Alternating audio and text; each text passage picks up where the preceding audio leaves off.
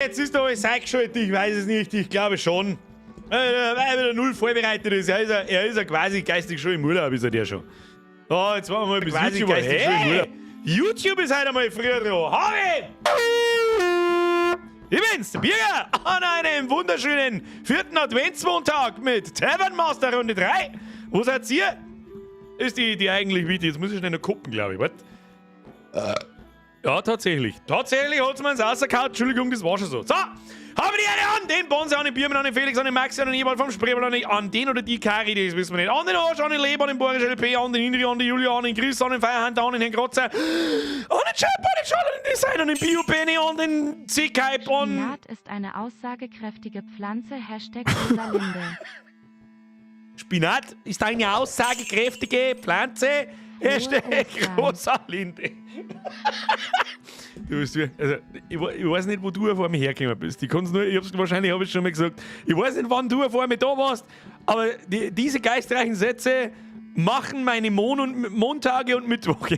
Merci dir. Mr. Katz, Noobs, frohe Ostern! Ich gehe zum Namenstag. Merci dir. Schlüsselwurzeln! Flachwitz des Tages. Was sagt der italienische Kammerjäger, wenn er Feierabend hat? Schabe fertig. Oh mein Gott. Es schleichen sie da so Geregeltheiten ein mit der maximal dümmste Satz des Abends, der gehört eigentlich gehuldigt. Und der schlechteste Witz des Tages, der gehört eigentlich auch gehuldigt. Leute, Dankeschön. Grüß Gott benannt. Wir schauen mal aus.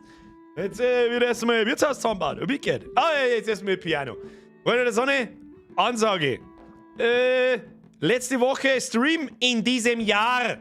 Ja, haben noch gar nicht alle da. Ja, die schauen noch. Grüß an die Nachschausquote. Was schreibt der Sprengi? Irgendwie geht's nur noch bergab, seit ich dabei bin. Sprengi, seit Tag. Du warst schon da war ich noch nicht da. Ich bin mir ziemlich sicher, du bist schon im Twitch-Check gesessen. Da hab ich noch nicht einmal angefangen zum Streamen. Und seitdem geht's steil bergab, Alter. Nur, also hier wie im Flugsimulator. Hab ich das Gefühl. Der Reisnecker schreibt, sorry Bier, konnte jetzt länger wegen der Arbeit live nicht zuschauen. Das ist nix. Aber für das gibt's einen Nachschausquote. Grüße an den Nachschausquote. Gleich mal zum Start. Was haben wir da? Gorsgeschau, Gustl schreibt. Frohe Weihnachten, Alter. Es ist ja noch nicht Weihnachten. Weihnachten, das ist jetzt schon krass, Alter. Am Samstag ist fucking Heiligabend, Alter. Ich mag das eigentlich nicht Heiligabend nennen, weil da ist... Der ist viel, bloß nicht heilig. Da ist einfach Weihnachten am Samstag. Wozu verfickt? Die Wochen machen wirklich bloß nur flup. Was ist da los? Ich will alt, Alter. Ich will einfach alt. Nimm Zepp! Merci dir! Hau dir Bürger! Es ist fucking schöner Stream. Mehr halbe ausschenken heute, werden so viel halbe ausgeschenkt, Alter.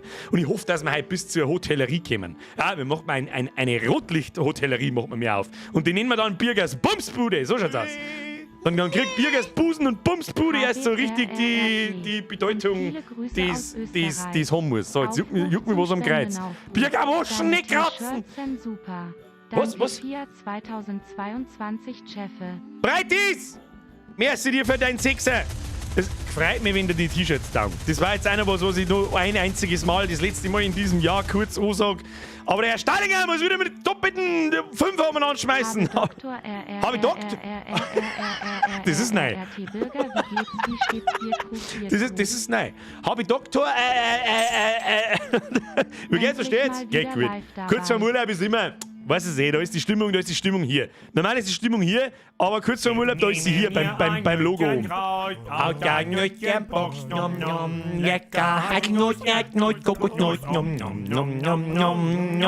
war das? Ich glaube, der Frankie, der wird schon wieder den Notzeugen. Merci wieder den Resubber, der Servus Bierger auf und guten Stream. Möge im Wirtshaus nie das Bier ausgehen. Bei uns geht niemals das Bier aus. Niemals. Timmy, merci für den Euro. Servus, Binado. Spülen wir Callisto-Protokoll fertig. Ja, werden wir. Ich will ein lecker Prost. Merci. Ich komm nicht mehr mit. Nein, das andere war der Herr Kös. Depp und Dosenbier. Geil. Depp, schöne Wörter mit D. Depp, Dosenbier. Nice. Nein, ich käme nicht mehr aus. Wer ist denn dran? Timmy, merci. Frankie, das war's jetzt du. Leute, dankeschön. Fanny, was ich mich schon immer gefragt habe, was ist eigentlich mit den Zahnpflegeprodukten von Oral A passiert, das man jetzt nur von Big liegt. Fanny! Wo grabst denn du die Witze aus? Was ist mit dir? Stop it! Timmy, das war doppelt. Das sei nicht. Leute, was ist denn heute schon wieder? Gibt's heute irgendwas umsonst? Oder was ist denn? Hab's Weihnachtsgeld endlich gekriegt, oder was ist es mit euch? Lachender Smiley mit geschlossenen Augen, Rufus. Tipp. Habe Schaut die an Ehre, Wächter Meister. auf Fuigas. Hab schon durchgespielt. Kleiner Tipp, schau einen Wächter Grüße aus auf dem Vollgas. LKW. Wichtig. Ja, ich hätte schon Heute Tropfen. mal wieder in München. Hey, Minger steht da umeinander. Herr Gerbin, ich hoffe, Sie haben eine angenehme Nacht. Leute, Dankeschön! Wer ist jetzt das wieder? Warum werden schon wieder keine Mitgliedschaft angezeigt? Dieser Scheißdreck, dieser angeschissen, ich glaube, so der Bastelwastel. Wenn jetzt der Kasper kommt, dann... Jetzt kommt der Kasper. Grüß die Erne. Da wenden nur Grüß ohne D, Erne. Entweder Grüß D oder Grüß Erne. Singular, Plural. Stehst? Bratenfett selbst schon wieder. Bananenpumpsoße hilft immer. Schau schon seit ein paar Jahren. Und du hast du einfach nur noch 3 Jahre hast du so unbedingt so Scheiße mit meiner geistigen Ergüssen zu. Herr Sesselmann, merci dir. Herr Köth. Zum Stream zwinkernder Smiley mit Was? herausgestreckter Zunge, Schenk aus das Cedar. Halbwegs fit, was ist da schon wieder? Was ist mit halbwegs fit? Schenk aus, dass sie der Tisch birgt. Wir stehen mal wieder bei unseren Tischen so stabil. Wir kaufen meinten nur die guten. Wir kaufen meinten nur die guten Tisch. Und wir müssen so weit kommen, dass wir unsere Tischdecken weiß-blau machen können. Das ist wichtig! Das soll heißen Depf und Dosenbier. Depf und Dosenbier ist auch in Ordnung. Ist auch in Ordnung. Dankeschön. Es ist schon wieder die unendliche Hilfe, es hört einfach nicht auf. Ich darf so gerne was jetzt sein. 2 wichtige Dinge habe ich zu verkünden. Die ich einfach verkünden muss. Also so, weil ich muss euch nerven damit. Heute gingen keine Mitgliedschaften, ich weiß nicht, was da los ist. Ich glaube, es ist Jack the Ripper. Dragon Cry, merci dir. Mein Bruder wollte Call of Duty zocken, aber jetzt wird Bier geschaut, sag ich. Ciao. Ciao, kleiner Bruder vom Dragon Cry. Hast du Pech gehabt, aber ich bin besser mit Call of Duty. Achso, der Herr tanzende Wolf, der wird schon zurück. Servus. Habe ich erst vor kurzem gelesen. Du bist auch schon verfickt lang dabei, Alter. Mit verfickt lang meine ich wirklich verfickt lang. Und ich glaube, mittlerweile habe ich deine Senftüten entsorgt. Check the Ripple, merci, Max, der Gewamper, sagt der Abraham zum Abraham, schaut, dass wir kein Zebra haben. Warum heißt denn wie geht ein Fiesel sein Witz? Warum heißt denn ein Pferd? Weil wenn es fliegen hat, das Pfluftel heißen oder irgendwie so. Irgendwie so. Ja, der dauert ein wenig, aber ist ja wurscht. So, Kinder, folgendes! Gestern ist eine neue Folge vom Pod. Auf der Bierbing steht.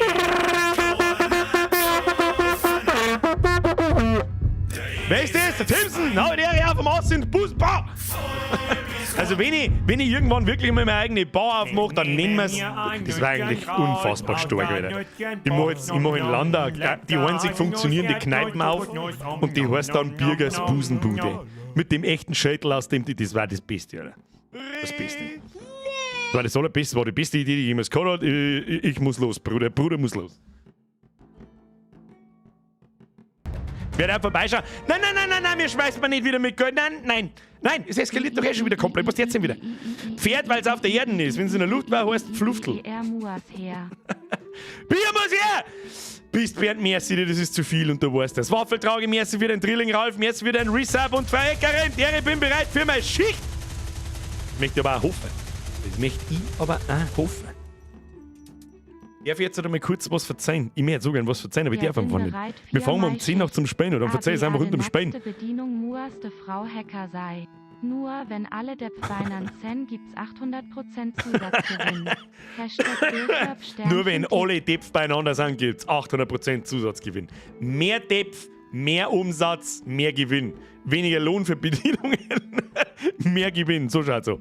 Eckerin, merci dir. So, jetzt gestern neue Folge Speziewirtschaft. Podcast. Kommt nicht mehr auf meinem Kanal, sondern auf einem neuen Kanal. Ist ein extra Kanal. Ich werde euch den jetzt schnell in den Chat reinscheißen. Wer da immer noch kein Abo nicht da lassen hat und immer noch nicht die Glocken aktiviert hat, dem kehrt einfach einmal eine saubere Umdrehung geben, dass du sagst, gibt's das? So, jetzt pass auf, www.youtube.de/ und mittlerweile kann man ja so Aliasse benutzen, @Speziewirtschaft. Verstehst? Da drückst du drauf und dann drückst du auf den Abonnieren-Button. Und wenn du es nicht tust, dann bist du derjenige, der heute jeden Tag nach der Schicht die Norgel zusammenschlecken darf. Hast du mich? So! Herr Schulz! Der Hotelleriefachmann ist... Merci dir. Leute, Dankeschön! Da! Alfons mit Shotgun. Das ist wichtig. Die Shotgun ist wirklich wichtig. So, jetzt starten wir das Spiel. Weil das sowieso kein Ende nimmt. Das ist ununterbrochen. 10 Minuten lang. 10 Minuten lang wird damit der Nächste zusammen geschissen. Na, nicht Curseforge starten. Was tust denn du, Birger, du Trottel? Nein, nicht WoW. Ich hab die letzten Tage so viel WoW gespielt, dass ich instinktiv aufs WoW-Icon draufdrücke. Ich trottel. So, jetzt starten wir das einmal. Herr Schulz, mir ist wieder ein Reset. So, na. Ja, die neue Podcast-Folgen ist voll geil. Der neue Das freut mich! Podcast-Folgen ist Und dann kann ich noch geil. Flur. Austrian, das ist... Was rede ich denn? Was rede ich denn? Merci dir. Dankeschön. Seriously. But now... Fucking Donation Sounds aus. Austrian, ich weiß nicht, was ich sagen soll. Jetzt mal Dankeschön. Bussi auf das... Bussi auf... Was gibt's denn sonst noch? Bussi auf Steißbein. Das haben wir noch gar nicht gehabt, glaube ich. Wir haben mittlerweile... Was haben wir noch jetzt gerade? Bornscheim... Gibt's irgendwelche Körperstellen mit B? Busen, ja, natürlich. Auf dem Belly. Bussi auf dem Belly! Hashtag Bussi auf dem Belly! Das ist eine gute. Das war nicht nur für den Podcast. Wenn du durch 3 teilst, dann ist nicht mehr ganz so viel. Übrigens, das der wir wirklich. Alle Einnahmen, die irgendwie in Form vom Podcast kämen durch... Wir haben jetzt gerade keinen YouTube-Partner mehr, aber das sollten wir wieder zusammenbringen in den nächsten 4 Wochen, nehme ich an. Wir teilen das durch 3. Es ist nicht so, dass ich mir das einheimse und sag die anderen 2, carry my Podcast heute einmal, du Trottel. Im Übrigen. Der beim Grüber schreibt, habe ich ihre Bier vor 2 Jahren abonniert und gestern spät in Wirtschaft, dazwischen nix. Du hast keine anderen Abos rausgeschmeißt. Das ist massiv. Waffelmaniac, merci, der jetzt am ersten Stream in der neuen Wohnung. Nein, Wohnung? Das ist was, da kann ich nicht mitschmerzen, weil ich wohne seit Anbeginn der Zeit, wohne ich daheim. So, Schluss jetzt! Der Wagner-Sepp wird noch schnell Mitglied. Warum wird denn der schon wieder nicht gesagt? Das weiß ich nicht. Ich drücke mal auf Resub. Warum sagt man da schon wieder nichts? Ah, es schaut schon wieder so wohlig aus.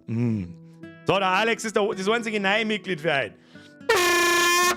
Welcome to the Squad, ab in den Chat. Habe die Ehre, Alex. Wer nix in den Chat einschreibt. Habe die Ehre, Alex.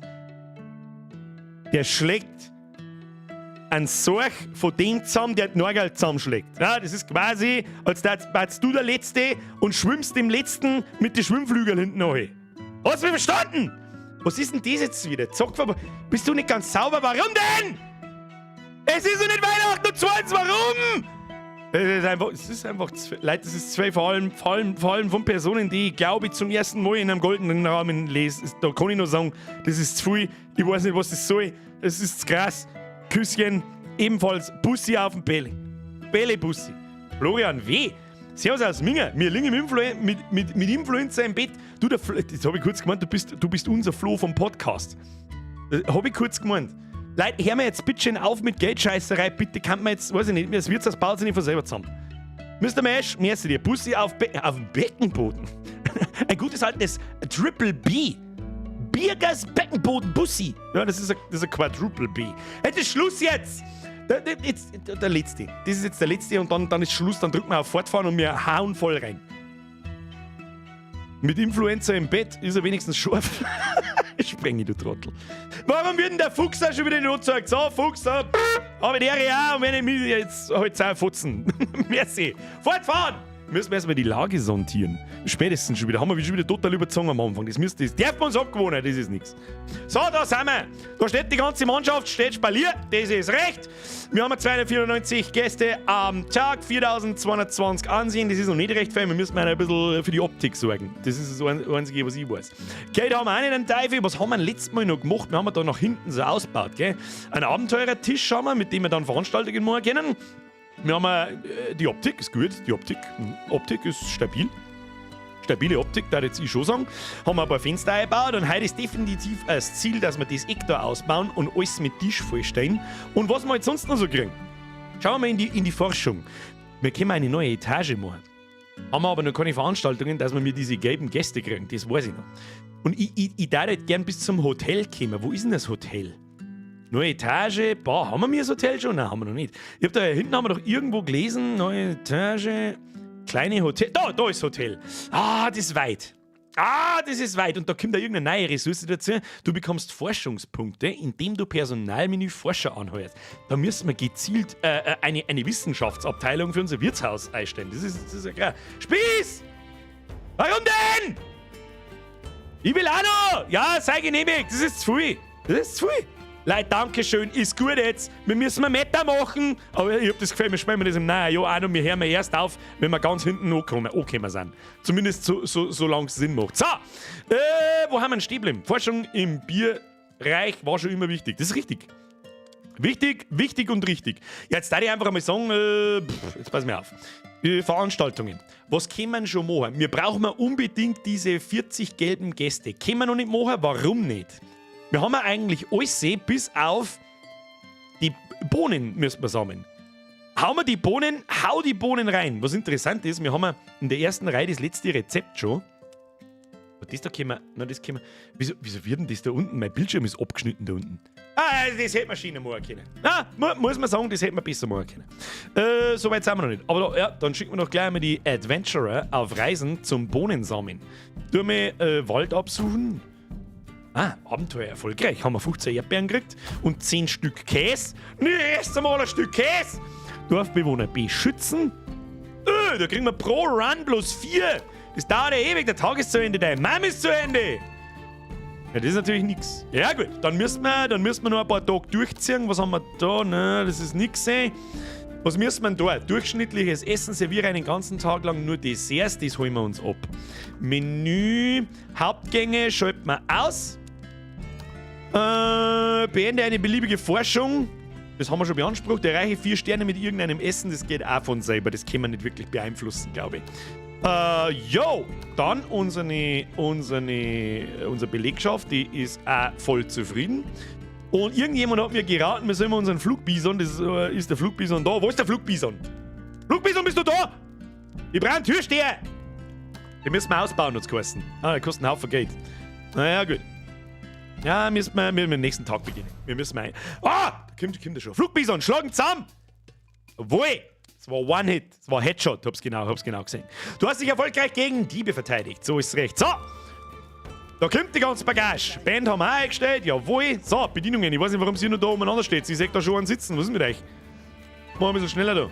Was ist mit dem? Da, der Mönch mag bedient werden. Achso, der hat schon bestellt, der schreit der durchs ganze Wirtshaus, oder was er haben mich? Was haben wir da? Gibt mehr als 2600 an einem Tag aus. Fülle 400 Liter beliebige Getränke nach. Kriegen wir auch hin.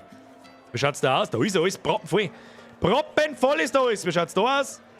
Da ist nicht alles proppenvoll. Wir haben aber auch fett im Minus. Zum Tagesstart sind wir immer fett am Minus. Im Minus, nicht am Minus. Boah, leck jetzt da gleich zu. Schau dir das so. Vielleicht sollten wir auch noch mal einen Kellnerinnenplatz organisieren, weil da hinten sehe ich schon wieder, da wäre ein Balkenrot. Das gefällt mir gar nicht. Schauen wir mal. Ja, wahrscheinlich gleich mal Futter nachbestellen müssen. Da gleich mal eine bestellen, bis voll ist. Bis voll ist, es ist erst eins. Müssen wir immer ein bisschen warten, bis da oben, bis wir wieder Geld am laufenden Tag einnehmen. Ja, dann haben wir voll. Was kosten? Stopp. Irgendjemand gelevelt. Feieri! Du hast gelevelt. So, Level up. Gleichmäßig, Geschwindigkeit tragend. Jawohl. Hat sonst noch jemand gelevelt? Nein. Die Ansicht, die wird wahrscheinlich später mal richtig unkompakt. Wenn dann nochmal so viel Bedienungen und Köche und Scheiß und Klump ist, nehme ich an, jetzt pass mir auf. Wir können doch so Plätze, nicht Sitzplätze, speziell, ja genau, Bedienungsplätze kaufen. Da stellen wir mal nur wir haben ja 8 Stück haben wir schon. Und wo kommen die dann hin? Warte mal. Haben wir uns da gerade noch nicht ganz leisten können. Spezial. Und wo kommen die da? Achso, die kann ich dann da einfach hinbauen, oder was? Muss ich die in dem grünen Bereich... ich verstehe. Und die haben wir doch da mal eine her. Und... die, glaube ich, geht da ein wenig im Weg um, muss ich sagen. Und die haben wir halt da noch eine her. Du hast nicht genügend Geld für diese Aktion.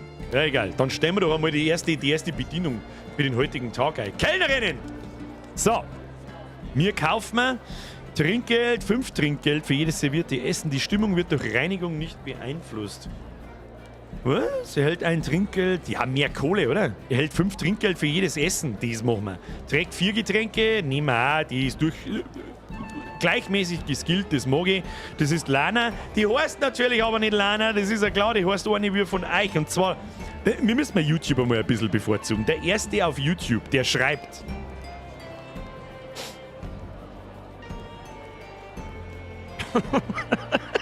Spreng ich? Es tut mir leid. Der nächste Bedienungsmann wird Ich muss einen Springen seinen Vorschlag nehmen, das hilft nicht. Lana, rückwärts. So.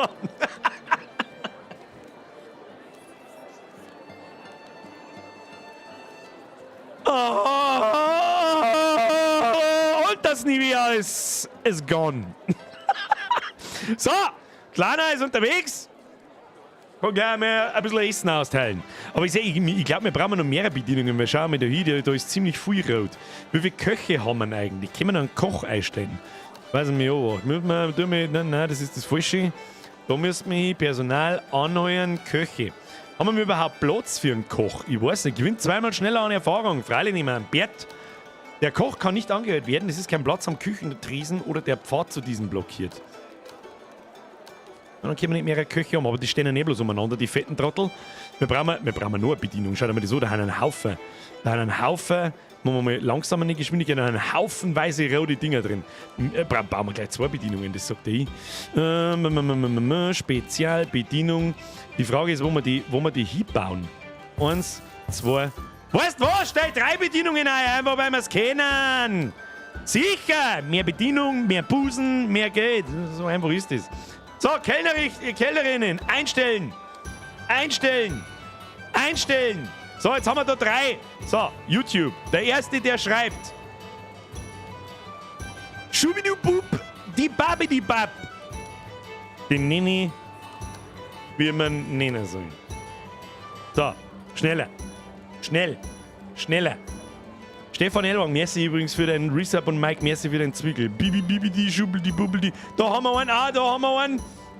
Wer hat als erstes geschrieben? Jetzt pass auf. Da, okay. Das passt zwar nicht ganz, weil du wirst wahrscheinlich du hast Monatep. Okay, ist der Erste, der mir angezeigt wird. Der Zweite, der mir angezeigt wird, ist nicht Marione, das ist der Dayo. Dayo. Bestätigen. Und der Dritte, der mir angezeigt wird, ist der Euchelsau. Irgendwas hat gepiepst im Hintergrund. Ich hab's genau gehört. Was hat jetzt da gepiepst? Forschung. Eine Forschung ist beendet. Das ist natürlich super. Was haben wir da unten? Da können wir Küchenutensilien, Level 2 brauchen wir nicht. Forscher brauchen wir. Weil da müssen wir sowieso alles erforschen da. Forschung beginnen. So, da müssen wir unsere Abenteurer weiterschicken. Da, hol mir Baunerl. Heute bringt's mal ein paar Baunerl. Und dann müssen wir alle auf einmal verschicken. Das dauert 3 Tage, bis wir das beieinander haben. Ja, das kriegen wir schon hin. So, warum ist unser Budi da so leer? Das verstehe ich gar nicht. Ja, das verstehe ich gar nicht. Wie schaut's da aus? Da füllen wir gleich mal alles nach. Alles nachfüllen, jawohl. Wie schaut's mit unseren... Nein, das brauchen wir nicht. Wie schaut's da aus? Gericht ist aufgestiegen. Jawohl. Levelaufstieg. Haben wir schon irgendwas kurz vor 4 Sterne? Nicht wirklich, gell? Naja, gut, wird schon. Oha! Plus 828, jawohl. So, jetzt wird es noch schnell zum Zusammenräumen.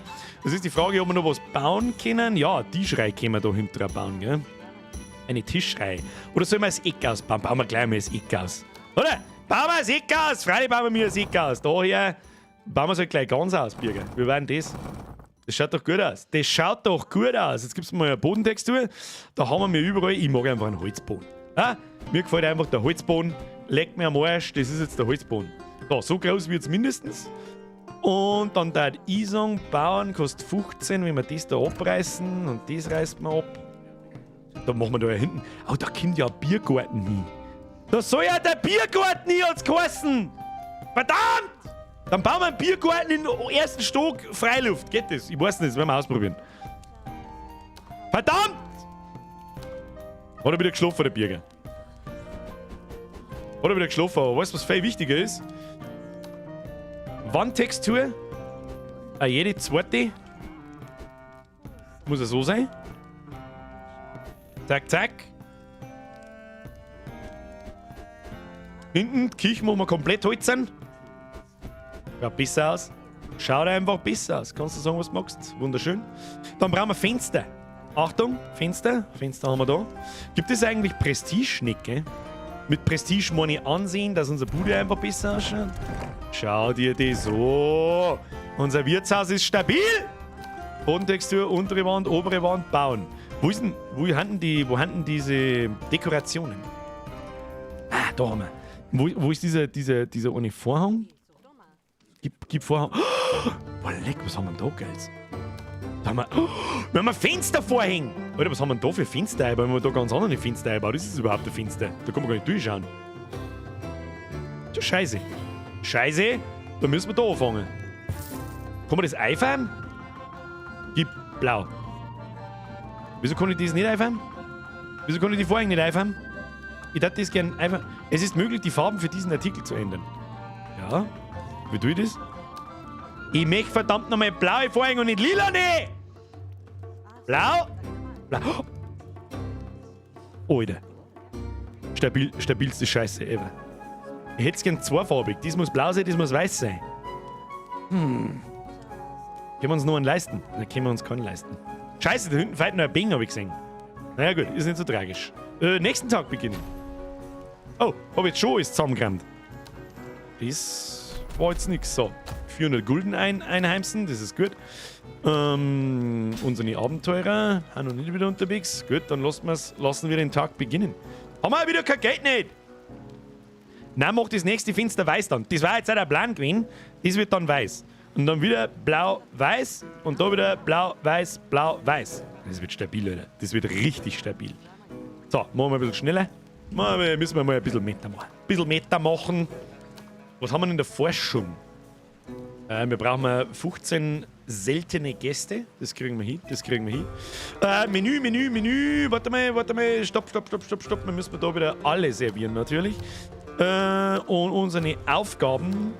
Wie lange werden die noch brauchen, bis ich das da... Serviere einen ganzen Tag lang nur Desserts. Das habe ich doch gemacht. Und wenn wir dann am nächsten Tag nochmal machen. Da war jetzt irgendwas hat da nicht ganz funktioniert. Rufus, danke dir! Biergarten schlecht, zwecks dem Wetter, hab's auch probiert. Kriegst weniger Leid, wenn's draus schütt. Das ist absolutes Pro-Gaming und schon hat sich der Biergarten wieder erledigt, leider. Oder ist er schon wieder erledigt. Sechs, wir kriegen mittlerweile auch ohne Veranstaltung da ein paar so seltene Gäste rein. Und ich glaube, mit den Bedienungen, die wir jetzt beieinander haben, läuft es auch ein ganz Stück besser. Es sind schon noch ein paar vereinzelte leicht rötliche Balken da, aber es geht schon. Es geht schon. Was haben wir im Menü? Levelaufstieg! Fischsteak. Very nice. So, der heutige Tag ist nur dazu da, um Geld zu scheffeln. Es ist 14 Uhr. Bedienungen ein bisschen schneller. Was interessant zum Sehen ist mir noch nicht aufgefallen, die gehen sich nicht gegenseitig im Weg um. Na, muss alles ein bisschen schneller gehen einfach. Wenn wir nur eine Bedienung einstellen, ich weiß es nicht. Ich meine, irgendwann kommt der Barkeeper ja auch nicht mehr hinten rein. Macht es Sinn, 2 Bars auf eine Etage zum tun? Lichtfeit nur, brauchst nur einen Leuchter, denke ich. Ja, die verteilen wir dann anständig, wenn wir die ganzen Tisch bauen können. Das ist die Frage, ob wir da sowieso da noch mal einen langen Tisch herstellen. Ja, die da. Da jetzt ich. Da es ist 20 Uhr. Jetzt da ich sagen, was bauen wir? Wir haben eigentlich gesteckt voll. Jetzt brauchen wir noch ein paar Tische, da ich mal sagen. Du hast einmal Sitzplätze, da hinten, mit denen wir nur noch die guten Bänke bauen. Oh, mittlerweile haben wir schon richtig edle Bänke. Die haben 150 Prestige. Naja, das machen wir, so weit haben wir noch nicht. Der zweite Stock wird der Edelpuff-Stock. Und dann da ich sagen, gehen wir da näher und da näher. Haben wir noch irgendeinen Tisch, wo Zwingbänke sind? Nein. Dann machen wir so. Ja, da ist wieder was im Weg. Tun wir das Ding, das stellen wir einfach ein Heisel weiter dabei. Machen wir so und so. Und dann schaut doch das gut aus. Und dann brauchen wir Tische. Da kaufen wir auch. Sollen wir die mit der Tischdeck kaufen? Der kostet 1000. Sollen wir? Nein, der bringt bloß. Nein, das ist nix. So weit sind wir noch nicht. Haben wir noch kein Edelwirtshaus, aber wir haben straight auf dem Weg dorthin. Kann man das vielleicht jetzt wieder da. Oh, kann man da hinten stellen schon hin? Sehr schön. Wunderschön. Das mag ich, wenn alles symmetrisch gemacht ist. Und jetzt glaube ich, können wir uns noch schnell einen Vorhang leisten. Habe ich das richtig gesehen? Du hast einmal da noch einen Vorhang hin. Und du hast einmal da noch einen Vorhang hin. Und dann tust du einmal noch da einen Vorhang hin. Was kostet der Vorhang? 75 und da hast du auch noch einen hin. Und dann machen wir blau. Jetzt pass auf. Blau, weiß. Blau. Wieso kann ich das nicht einfahren? Ich möchte einfahren. Einfahren möchte ich! So, blau, blau, weiß, blau, weiß, blau. Und dann brauchen wir weiß, weiß. Jetzt habe ich einen Scheiß gemacht. Aber wobei die Weißen schon schöner ausschauen an der weißen Wand hinten drauf. Weißt du, wie ich meine? Schaut edler aus, muss ich sagen. Jetzt pass auf. Blau, weiß, blau, weiß, blau, weiß. Und dann müssen wir nochmal blau zurückfahren. Da. Ah, schau dir das an! Oder, jetzt warte mal, ich habe eine bessere Idee. Da müssen wir unser gesamtes Konzept ein bisschen überdenken. Entweder wir machen es so. So. Oder so. Und das abwechselnd. Oder machen wir weiß. Ganz weiß. Und das ganze Fenster dann blau. Auch nicht schlecht. Aber was tun wir mit dem Ding in der Mitte? Das machen wir grün. Ich weiß nicht warum. Machen wir es pink. Maximal Diversity. Vielleicht gibt es einen Diversity-Bonus. Birgit, du brauchst einen neuen Barkeeper und zwar ganz dringend. Sonst bekommen die Leute nichts, egal wie viel Kellnerinnen du hast. Ja, aber ich kann doch bloß einen Barkeeper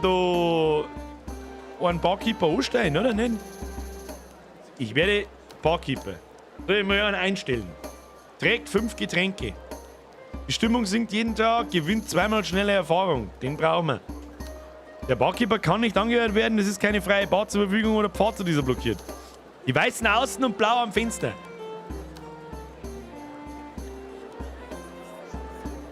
Ich bin auch dafür, dass das da am meisten hermacht. Sag ich dir, was ist. Ja, die dünne Vorhänge machen wir weiß. Einige Kisten fehlen an Zutaten. Moment, die muss ich erst einkaufen. Ah, shit, jetzt hab ich leider das ganze Geld ausgeteifelt, aber das ist ja wurscht. Also, ich bin auch dafür, dass wir es so machen. Ja, die Vorhänge werden alle weiß. Die da. Und die Fenstervorhänge werden alle blau. Das ist gut. Das ist gut. Und die zwischendrin, die Hodern, die werden blau. Schau dir die so. Beste Leben. Press F for Respect fürs schönste Wirtshaus der Welt. Keinen Ton möchte ich hören. Ich zahle meine Bedienungen 2, bist du sicher? Oh, tatsächlich. Aber ich hab doch das schon einmal so eingestellt. Ein Blinker, bevor es weniger fröhlich sind. Ändert sich das mit der Zeit oder an was liegt denn, mit was hängt denn das zusammen? Und ja. Ich merke jetzt schon, dass das den größten Grinser aufhaben da. Und wenn ich da ein bisschen runter tue, bei den meisten um genau 4 Ticks. Ja, der 4. Tick macht es dann unglücklich. Den müssen wir ein bisschen fröhlicher machen. So. So, Personalkosten leicht angepasst. Ich habe jetzt leider nicht aufgepasst. Gesamtgehälter haben jetzt bei 812 Gold am Tag. Ich weiß nicht, was vorher waren. Aber wahrscheinlich bei 850. Keine Ahnung. Was haben wir da? Ein Essen ist fertig geworden. Und jetzt müssen wir noch mal ein bisschen Geld scheffeln. Was ist da wieder? Rufus! Und stell deine Weiber um, dass die, was fürs Essen Geld kriegen, nur beim Kochen sind. Getränke und Treppensteigen kommt's komplett entfernen, frag mich. Das hätte ich schon noch rausgefunden. Das ist, wie nennt man das? Micromanagement. Das ist noch nicht so wichtig. Wenn die ganze Bude mal voll ist, dann kümmert man uns um sich in die Kleinigkeiten. Ich weiß schon, was du meinst. Ich weiß schon, was du meinst. Aber die paar Nutschel, die kriegen wir so auch zusammen. So, aus jetzt mit euch. Haben wir noch ein wenig Geld gemacht? Haben wir. 178, um genau zu sein. Sehr schön. Abenteuer habe ich wieder nicht davon. Aber das dauert sogar noch mehrere Tage da. Mirkos Manager. Min-Maxing. Ja, springen ist natürlich auch richtig. Herr Kais, merci für den Zwickel. Du kannst dir eine zweite Kiste kaufen. Küche, mehr Platz. Das sind so Sachen, an die habe ich gar nicht gedacht, weil ich mir gedacht habe, irgendwann hat es geheißen, später mal, man kann jemanden automatisch das machen lassen, der die Sachen nachkauft. Naja, kommt vielleicht noch. Stimmt vielleicht noch. Nächsten Tag beginnen, voll rein ins Kehrblech. Los geht's. Prestige ist sauber angestiegen. Wunderbar. Wir sind mit einer Kohle. Was haben wir da? Jawohl, Banal. Die nehmen wir mit. Und dann schicken wir es gleich wieder los zum Banal. Oh. Na, da müssen wir zuerst Geld sammeln. Brauchen wir ein bisschen mehr Geld. Ein bisschen mehr Geld. Unsere Getränke schauen gut aus. So, Bedienungen. Raus mit euch. Raus mit euch. Was haben wir da? Kaufe ein Waschbecken für die Küche. Was tut jetzt Waschbecken? Waschbecken wo? Waschbecken wo? Küche? Was ist das? Wir haben da mehrere Sachen. Was ist denn das? Kessel. Was kann der Kessel? Im Kochtopf werden Suppen gekocht. Level 1 Kochtopf hat Platz für 5 Teller Suppe. Wieso hat mir das keiner gesagt? Was ist das da? Gewürzregal. Haben wir mir das gerade freigeschaltet in der Forschung oder bin ich behindert? Requisiten für die Suppe. Ja, tatsächlich haben wir und ich bin behindert. Wer hätte das gedacht? Er ist behindert. Ganz was Neues. Brauchen wir alles. Was ist denn das da? Im Kochtopf werden Suppen zubereitet. Wo ist das Waschbecken? Was für Waschbecken, Alter? Was ist denn da jetzt das Waschbecken? Ich sehe kein Waschbecken. Das Waschbecken wäscht Becken. Aber ich sehe kein Waschbecken. Ich sehe nur ein normales Becken. Ja, das bauen wir dahinter, brauchen wir jetzt Kohlen. Kohlen einer! Schneller! Macht's mal ein bisschen schneller da. Bei automatischer Füllung ist das Fasslager in der Forschung da. Aber spar erst der Geld, das füllt Getränke und Essen gleichzeitig jeden Tag auf. Naja, ich verstehe schon. Sonst haben wir die ganze Zeit so hart im Minus, dass wir nichts mehr tun können. Wir bauen jetzt erst einmal die neuen Küchensachen, die wir freischalten, die bauen wir natürlich immer ein. Dann mehr Tisch, mehr Tisch, mehr Tisch. Wir haben gesteckt voll. Mehr Bedienungen.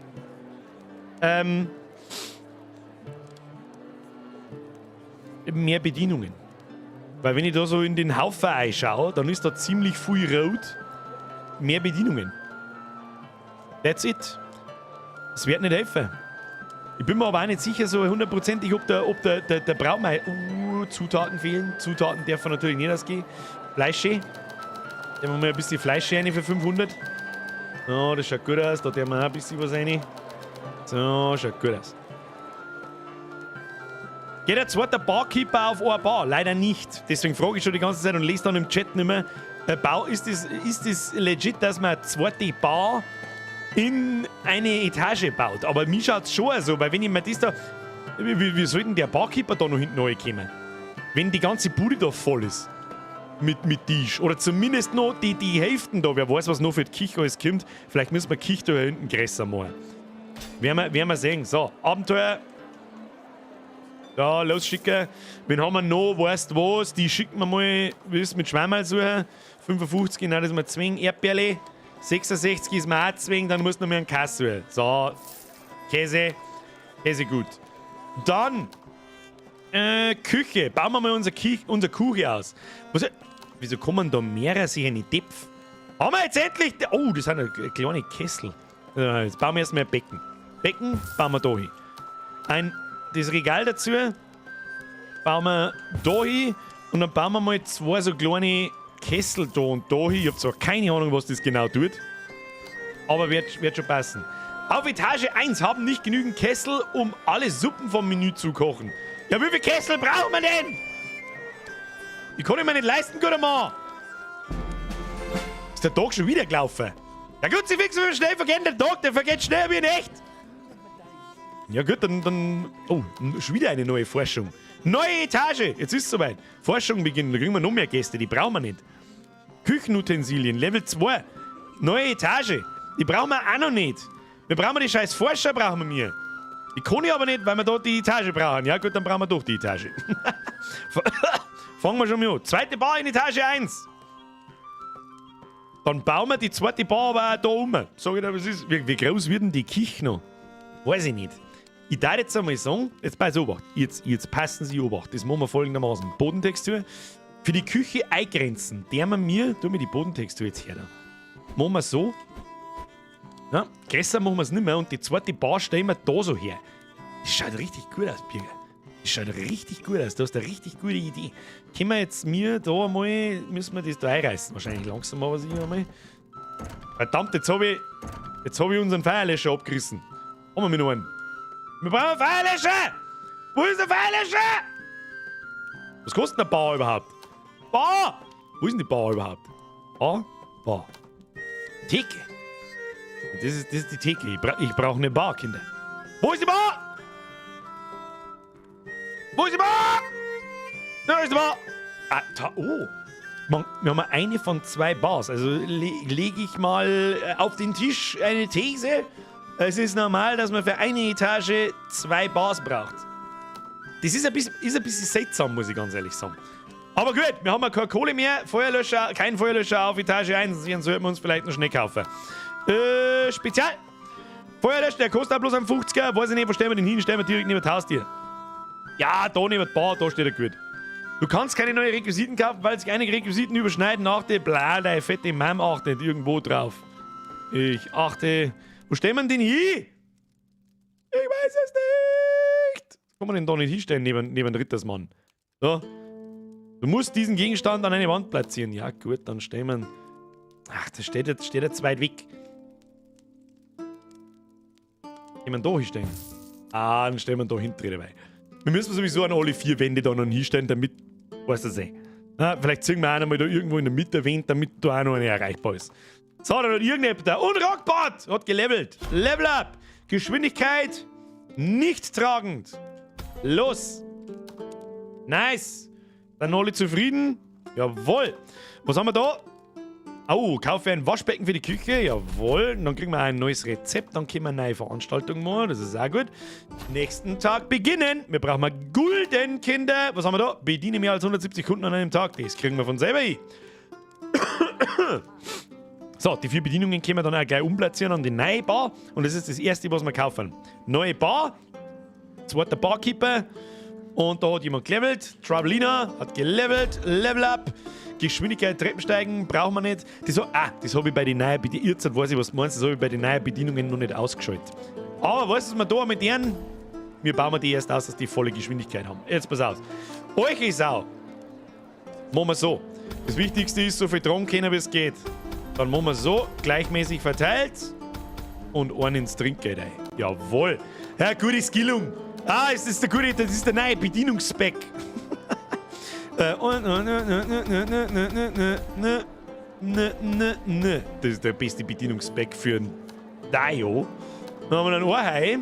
Der hat auch einen Haufen Scheiß beim Treppensteigen drin. Das braucht gar das Sau nicht. Machen wir auch so. Easy, schaut das so. Und schon haben die Lena. Oh, die Lena rückwärts. Die ist auch am Treppensteigen wird Sau. Nix da. Die haben alle irgendwie das gleiche Level, gell? Machen wir mal so. So, das schaut richtig gut aus. Richtig gut schaut das aus. Wie schaut es eigentlich beim Jason? Wie schaut es bei dir aus? Ne?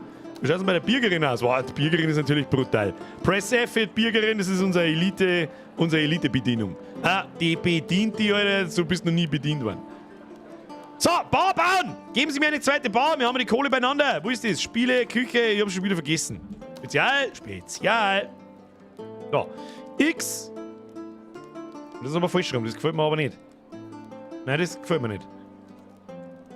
Wieso kann ich das nicht spiegeln? Nein, das gefällt mir nicht. Wieso kann ich jetzt das nicht spiegeln? Sag, muss ich an der Bar auch wieder die Fassel kaufen, dann kriege ich aber einen Kotzanfall, gell? Ja, gut. Hilft eh nicht. Wie schaut's da aus? Müssen wir ganz ohne bauen. So. Was da ein bisschen dumm ist, wir könnten da hinten noch mehr aus. Mein Gott, Birger, was hast du wieder da für einen Scheißdreck zusammengebaut? Was hast du da wieder für einen Scheißdreck zusammengebaut? Warum hast du da hinten nicht fertig gebaut? Was ist mit dir? Was ist denn mit dir? Du Kasper, du Trauriger! Du hast sogar ein Fenster eingebaut! Kein Mensch braucht! Der Wahnsinn! Bodentextur, Bodentextur, Holztextur, Holztextur. Bauen, die Scheiße da, die reißen wir wieder ab. Jetzt müssen wir alles umbauen. Jetzt müssen wir alles umbauen! Nein! So, das tun wir da hindrehen. Das tun wir da hin. Was auch immer das ist, weiß ich nicht. Du kannst diese Requisite nicht verschieben, da sie gerade benutzt wird. Was? Klappt wieder der Mario und der Luigi irgendeinen Scheißdreck aus. Den tun wir da hindrehen. Das tun wir da her. Ja, alles ein wenig kommt. Das da halt da hinten Küche ist. Ich weiß doch auch nicht. Schon spezial. Spezial, nein, Bar. Die will ich haben. Hoppala, falsch rum. So rum. Das schaut doch gut aus. Oder? Oder warte mal. Wir müssen es so bauen. Wir müssen es so bauen? Ich weiß ja nicht, wie groß die scheiß Kirche nicht. Der Cube wieder sagt, nein, das schaut doch scheiße aus. Ja, das ist mir auch klar. Aber ich kann es nicht anders hinbauen. Ich kann es nicht dran.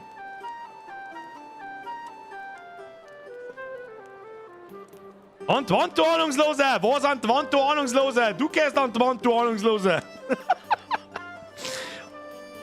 Bei der Küche fehlen nur noch die Fässer, die automatisch auffüllen, sonst hast du alles. Das heißt, ich kann das da ruhig ein wenig netter so zusammenbauen.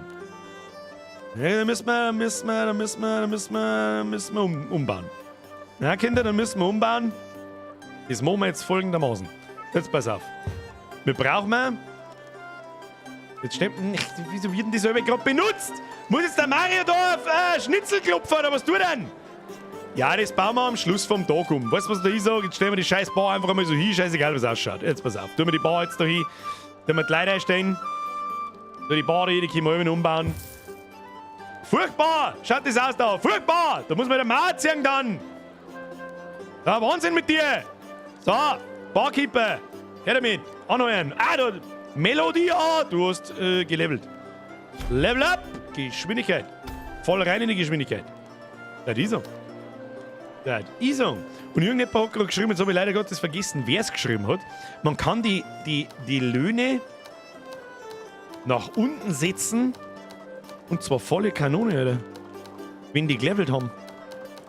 Warte mal so. Oh, ich drück nach oben. Hoppala! Hoppala! Ja, jetzt halt. Da.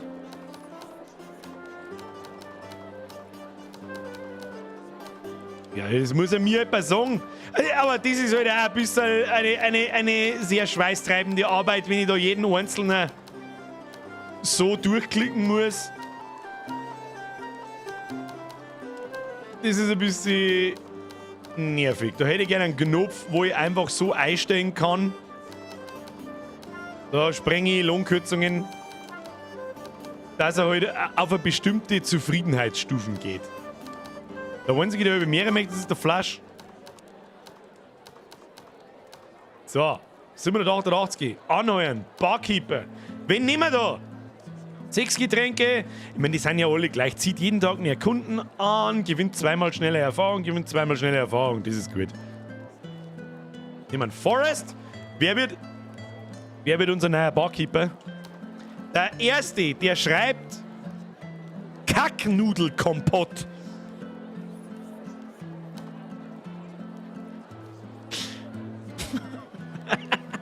Wer ist der Erste? Ist bei mir der Lana. Der M-Lana. Oh, Lana One. Bestätigen. Das hat er gut gemacht, der M-Lana One. Jetzt pass auf, das der wir mal respecken und zwar schön gleichmäßig. Das ist eine gute Idee. So, Lana, du kriegst gleich mal weniger Geld, damit nichts passiert. Ja, sehr schön. So, der zweite Barkeeper kommt. Und jetzt ist die Frage, ob wir mir die Barkeeperinnen da auch irgendwie umbauen müssen oder ob die automatisch da was abholen. Ah, sie holen schon. Ja, weil momentan macht bei uns noch jeder alles. Oh, da haben viele Leute rot. Brauchen wir mehr Bedienungen. Nochmal 2 Bedienungen einstellen. Gewinnt zweimal schnelle Erfahrung, mehr Kunden. Ja, alles gemischt. Das ist. Oh, wen haben wir da? Schnurzelputz. Da, Level Up. Machen wir gleich. Leute, ich kann nicht so viel gleichzeitig machen. Herr Schulz, mehr als wieder 5. Zum Spiegeln Nummer draufdrücken. Da gibt es einen Button im Baumenü. Was? Den werden wir uns gleich anschauen, wenn der Tag gelaufen ist. Wenn wir alles ein bisschen umstellen und ein bisschen kompakter machen, damit wir mehr Platz haben für Gäste. Außerdem müssen wir auch noch eine Treppe irgendwo hinbauen. Jetzt haben wir Fei verdient. Den wir mit Getränke auffüllen. 1000. So, und Geld ist wieder fort. And it's gone. Köche haben nicht genügend Kessel. Verdammt, wir brauchen mehr Kessel. Was haben wir da? 400 Liter nachfüllen, jawohl. So viel da ist so viel Zeit zum Tun. Das ist ein Wahnsinn. So, irgendjemand hat Kacknudelkompott geschrieben. So, wen müsste man... Wer war der Erste? Der Lana, den haben wir. Da haben wir Madeline und Caitlin. Nehmen wir einfach die nächsten. Wen haben wir noch da? Achtung. Der Mozog. Das ist jetzt Bedienung, einfach weil wir es kennen, gleich mal respekten. Tick, tick, tick, tick, tick, tick, tick, tick, tick, tick, tick, tick. Und ein bisschen Trinkgeld. Caitlin wird unser. Oh, und gleich mal das Kalt runterschrauben. Caitlin. Wen machen wir zu Caitlin? Den dritten. Das ist der Leirer Bur. Bestätigen. So, Respect. Und dann du holst uns ein Trinkgeld rein, damit nichts passiert. So, hat da irgendjemand gelevelt? Nicht wirklich. Na gut. So. Jetzt pass auf. Jetzt lassen wir mal die Leute aus, damit der Doku ist. Sie sollen mal zusammenräumen. So. Da steht jetzt unsere ganze Mannschaft. Wunderschön. Wunderschön.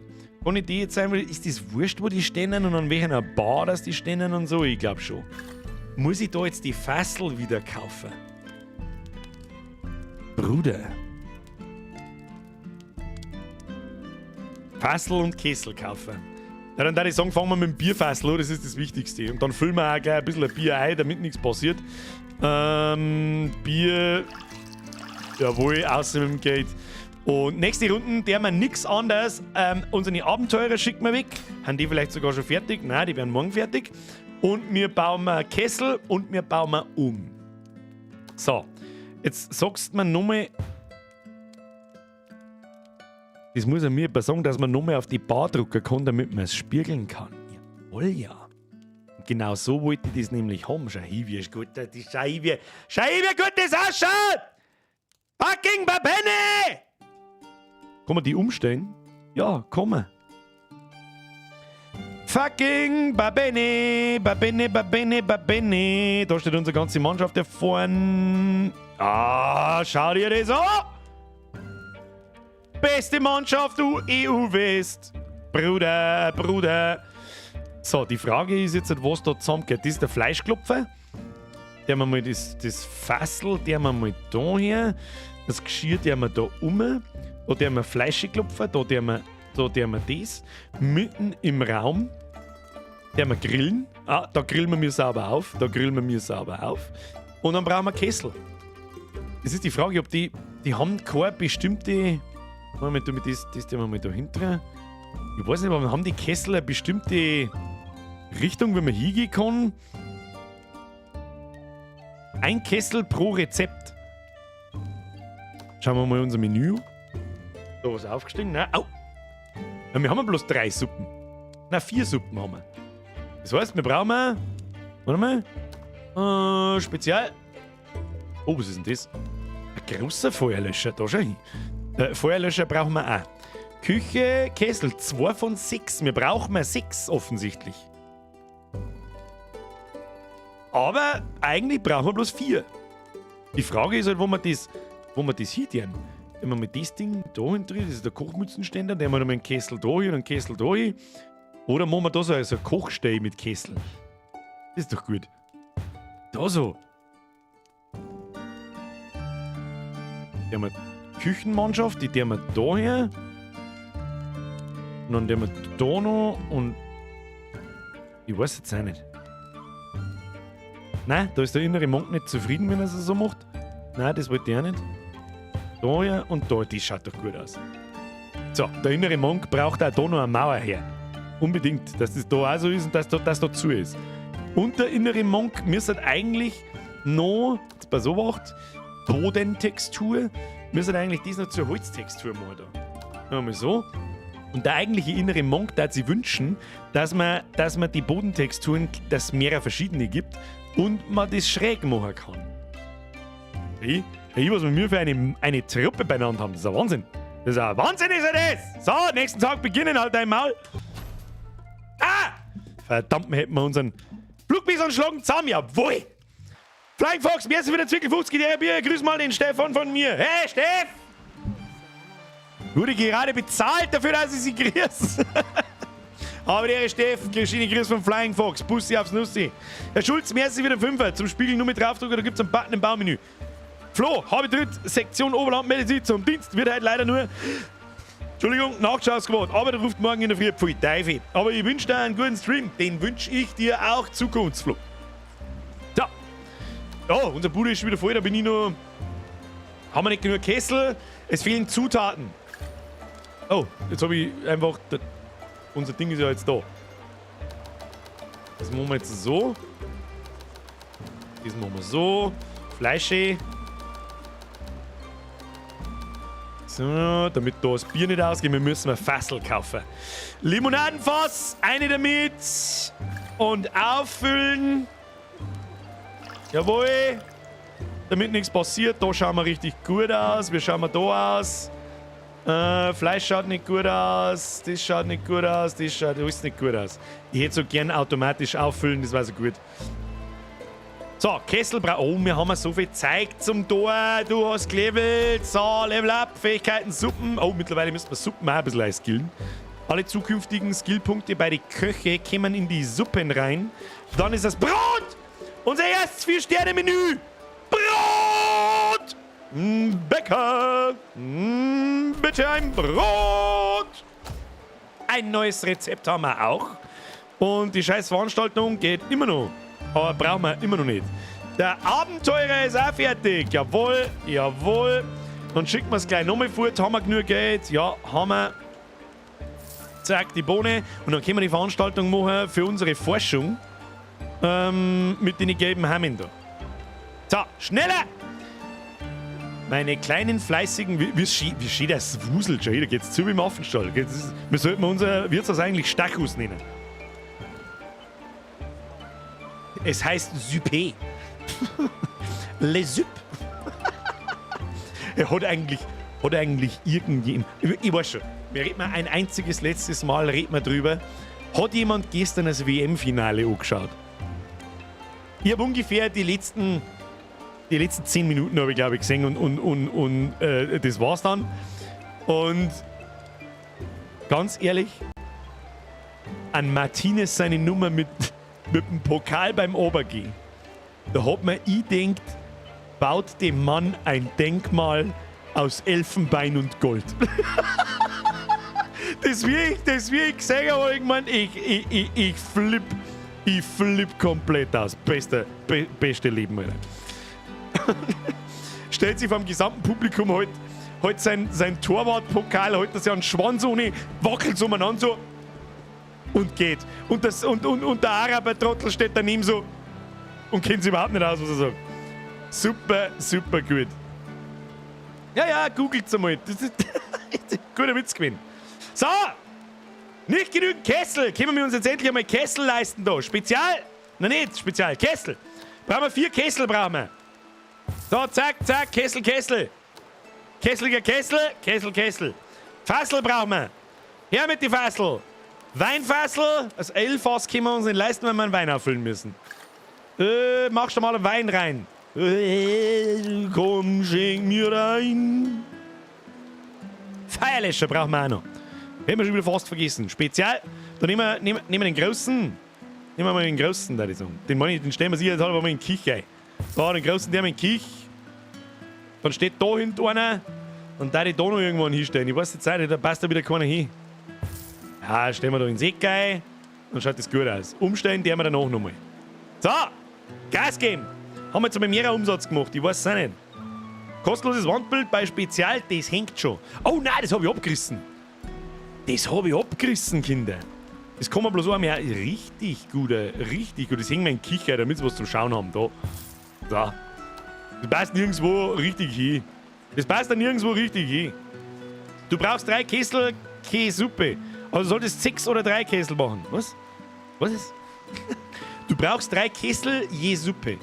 Also solltest 6 oder 3 Kessel machen. Das macht überhaupt keinen Sinn. Ich hab doch 4 Suppen. Verstehe nicht. Total positive auf alle Fälle. 3200. Haben wir schon wieder eine Grenze geknackt. Irgendjemand hat gelevelt. Der Doc Häcksler. Jawohl. Da Fähigkeiten Suppen +1. Birger, denk an den Wächter. Oh, soll man einen Wächter mal aufleveln? Kriegt der Wächter mal. Kriegt er mal irgendwas spendiert jetzt bei so. Das können wir uns leisten. Tja, lieber Flugbison, wir können uns leider nichts leisten.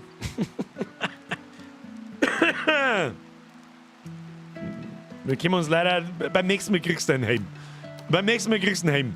Was haben wir da? Da können wir was einsammeln. Jawohl. Und nochmal 450. Jetzt können wir uns was leisten. Der Flugbison kriegst einen Heim. Oder eine Rüstung. Heim oder Rüstung? Rüstung. Machen wir Rüstung. Machen wir Rüstung. Wie schaut's da aus? Wir können eigentlich die Veranstaltung machen, oder? Hä? Ich hab doch die Bohnentrottel schon 3-mal weggeschickt. 3 mal 4 ist in meiner Welt zumindest 12 einigermaßen. So, wir haben erst 8 Erbsen. Wer mit 8 Erbsen brauchst keine Veranstaltung machen. Kauf ein wenig Wurz, kauft man noch. Und ein wenig Gemüse. Und ein wenig Obst. Und ein wenig gutes Fleisch. Bis der erste Zeile da oben voll ist. Zauberhaft. Nächsten Tag beginnen. Schwert. Angriff ist die beste Verteidigung. Das stimmt eigentlich. Mehr Schaden, mehr gut. Eigentlich hast du da vollkommen recht, ja. So. Ja, jetzt werden wir ein bisschen ausbremst, aber Alter, schau da unser Monsterkicho. Die kann man mit Sicherheit noch ein bisschen kleiner und kompakter bauen. Ich würde auch vorschlagen, dass wir mir die Treppen dann da hinten irgendwo hinbauen, dass wir halt da straight einer, straight auf. Kurze Wege? Nee, kurze Wege? Wie schaut das aus? Minus 700 haben wir beieinander. Was haben wir da wieder? Haben wir schon wieder was? Bereite gebratener Fisch 21 Mal vor. Haben wir den schon? Bediene 50 goldene Kunden. Kaufe eine beliebige Zutat 50 Mal. Das kriegen wir zusammen. Serviere einen ganzen Tag lang nur Desserts. Das haben wir schon wieder vergessen. Können wir nichts kaufen, haben wir kein Geld. Vor allem wollen sie ein Festel feiern und wollen ein Gemüse dafür. Beim gescheiten Festel sehe ich eher Spaß. Das ist richtig. Rufus, 17 Monate, leider mit Pausen. Spart euer Geld. Das Fastlager braucht echt einen Haufen Gold und ein Wächter auch auf einmal aufleveln, sonst zu viel Gold. Was? Ein Wächter auf Arme aufleveln, sonst zu viel Gold. Wie meinst du das? Der kostet ja deswegen nicht mehr. Weil sein Lohn bleibt ja bei 100. Das versteht's nicht ganz. Nein, verstehe ich nicht. Levelaufstieg, gebratener Fisch! Und dann Levelaufstieg? Nein, haben wir nicht. Kriegen wir schon. Unsere Abenteurer müssen wir wegschicken. Geht wieder nicht! So wie lange braten die für den Schund? Also, jetzt haben wir 2 Squads unterwegs, oder wie? Verstehe ich nicht. Nein! Nein, das verstehe ich nicht. Weil's alles extra zahlst. Wie? Wie meinst du, überspring die 500 Rüstung und kauf gleich die 1000? Ach so meinst. Ach so meinst. Das ist natürlich behindert. Das habe ich nicht gewusst, dass das geht. Dann kaufe ich einen stabilen Heim. Ist das was? Luke Bison sagt brav danke. Ist der überhaupt da? Er kriegt so viel Huldigung und ist gar nicht da. Der Vollblech-Squad. Richtig. Absolut richtig. So, der Tag ist gelaufen. Was wollte man jetzt bauen? Was wollte man bauen? Was können wir jetzt mit 900 Uhr? Wir sollten mal alles nachfüllen. Wie viel können wir da nachfüllen? Für 700 können wir da nachfüllen. Vielleicht sollten wir aber auch die Fassel da kaufen. Jetzt pass auf, kaufen wir das Elfass. Jawohl. Und dann füllen wir da ein bisschen was rein. Alles für 200, ja, das können wir uns nicht leisten. Aber gut. Was feiert jetzt da noch? Da feiert noch ein Fassel, gell? Milch, Apfelwein und Met. Kostet 1500, das machen wir morgen. Kessel haben wir genug. Personal hat gelevelt. Der Mr. Royal. Die ist ein bisschen langsam, hä? Kann aber einen Haufen Getränke tragen. Ah, hey King Royal, ich glaube, du hast die größten Tipps, da passen die meisten Halbe auf. Da passen mit Abstand die meisten Halbe auf. Und in ein paar Tagen gehen wir nicht jeden Tag durch, dass wir alle Dinger oberderen, das ist mir zu blöd. Nächster Tag! Wer sauft denn eigentlich am Wasser, wenn es keinen Führerschein gibt? Du Pro-Gamer, saufen 3 halbe und dann eine halbe Wasser. Und dann wieder 3 halbe und dann wieder 3 halbe Wasser. Warum? Geht's da am nächsten Tag nicht so schlecht? Aber was weiß ich schon? Na, Zutaten! Zutaten! Na, wir haben doch kein Geld für Zutaten. Ah. Es war schöner vom Spielfluss, wenn du am Ende des Tages oder über den Tag verteilt den Lohn deiner Bedienungen zahlst. Und wenn am Tagesstart immer Vollgas im Minus bist. Finde ich. Macht den Spielfluss, was das betrifft, ein bisschen kaputt, weil jetzt muss ich ewig warten, bis ich da den Scheiß kaufen kann. Bis dahin geht's Gemüse aus, dann geht das nächste aus und das nächste aus. Vielleicht sollte ich mir aber einfach einmal bis am nächsten Tag ein Geld sparen. Vielleicht. Stefan, 2. Kiste in der Küche, dann geht's essen schnell. Das macht tatsächlich Sinn. Jetzt kaufen wir erst einmal Gemüse und den Scheiß, damit überhaupt was geht. Das macht tatsächlich Sinn, mein Freund. Das macht tatsächlich Sinn. Wo sind die Kisten drin? Küche. Küche, Kiste, Kiste, da. Eine von... Ja, da steht auch 1 von 2. Das habe ich vorher auch nicht gesehen, so wirklich. Wo der man die hin... Wo der man den wieder weggeht. Stellen wir den... Dann stellen wir da so her. Wo stellen wir das hier, das Ding? Passt da wieder nirgends... Das passt da nirgends gescheit hin. Das stellen wir da hin. Und dann nehmen wir die zweite Kisten. Die stellen wir da hin. Haben die 2 Kisten vorratstechnisch... Ah, die sind nicht voneinander getrennt. Das muss ja mir etwas sagen. Das sind ja lauter Sachen, die weiß ich nicht. So, Gas. Aber die gingen sich ja auch nicht im Weg um, wenn es zur Kiste geht. Da haben jetzt gerade 2 Leute rausgegangen. Das hat sich jetzt nicht recht viel genommen, muss ich sagen. Da ist sauber nachgefüllt. Da auch. Da eigentlich auch. Oh, wir haben einen goldenen Gast. Schau hin. Der Ritter Kunibert gondelt sich 2 Halben rein. Ich hab's genau gesehen und jetzt hat er keinen Bock mehr. Wo gehst du denn hin? Wo geht er jetzt hin? Ritter Kunibert. Oh, leg doch jetzt zu mir Zau. Schau dir das an. Oh, da kommt der nächste Ritter Kunibert. Da hinten ist... Oh, noch einer. Mal schauen, ob die einen kommen. Bin ich gespannt. Da bin ich gespannt. Jetzt kannst du 120 Essen drin lagern. Hat sich das auch vergrößert? Da steht immer noch... Ich habe immer nur 2 Reihen. 50. Ich kaufe jetzt einmal ganz vorsichtig nur das Essen voll. Ja, das kauft man voll. Und wir schicken unseren Abenteurer los. Abgeschlossen. Morgen können wir eine Veranstaltung machen. So schaut... Nein, wir müssen noch einmal warten. Nein. Warte mal. Oder haben wir jetzt endlich genug? 12 Stück. 12 Stück Bohnen haben wir. Menü gelevelt. Was ist die Tomatensuppe ist gelevelt. Alter, jetzt habe ich Bock. So eine richtig geile... Mit Brotbreckerl Tomatensuppen hätte ich jetzt schon Bock. Kannst sagen, was mehr. Aber ich bin momentan Yum-Yum-Nudeln süchtig. Jawohl, wieder 3 Sachen einkeimst. Wunderschön. Das sind Erbsen. Was habe ich gesagt? Ich sage die ganze Zeit Bohnen. Warum sage ich Bohnen? Das sind ja tatsächlich grüne Erbsen. Das ist richtig. Deaktiviere deine Hauptspeisen, dass du das erste wirst für deine Aufgabe. Das machen wir, wenn die Veranstaltung vorbei ist. Am nächsten Tag. Jetzt bringen wir es das erste Mal zusammen, dass wir am nächsten Tag nicht im Minus sind. Das war einmal nicht schlecht. Sonst stehe ich wieder den ganzen Tag da wie der Depp. So, los ablaufen. Ein paar rote Balken sind drin, aber nicht viel. Das ist okay, glaube ich. Wir haben momentan, glaube ich, ein bisschen einen Overflow an Bedienungen, aber das ist egal. Wir werden schon noch expandieren. Planen! Die Yum-Yum-Nudeln frisst er nur wegen dem Flo. Was? Ach, die hat gesagt, wir haben mal im Podcast drüber geredet, gell? Zitronenbaum! Was ist denn da los? Servus! War der andere vorhin meinte, dass du für eine Suppe zum Herstellen 3 Kessel brauchst. Das heißt, du kannst mit 3 Kessel eine Suppe machen und mit 6 Kessel 2 Suppen gleichzeitig. 4 machen keinen Sinn. So kannst du mehr Geld machen bei Events mit Suppen. Nochmal. Also ich brauche 3 Kessel für 1 Suppen. Und mit 6 Kessel kann ich halt 2 Suppen gleichzeitig machen.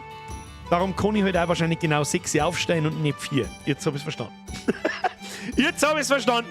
Das heißt, wir stellen da noch 2 Kessel dazu, weil das so keinen Sinn macht.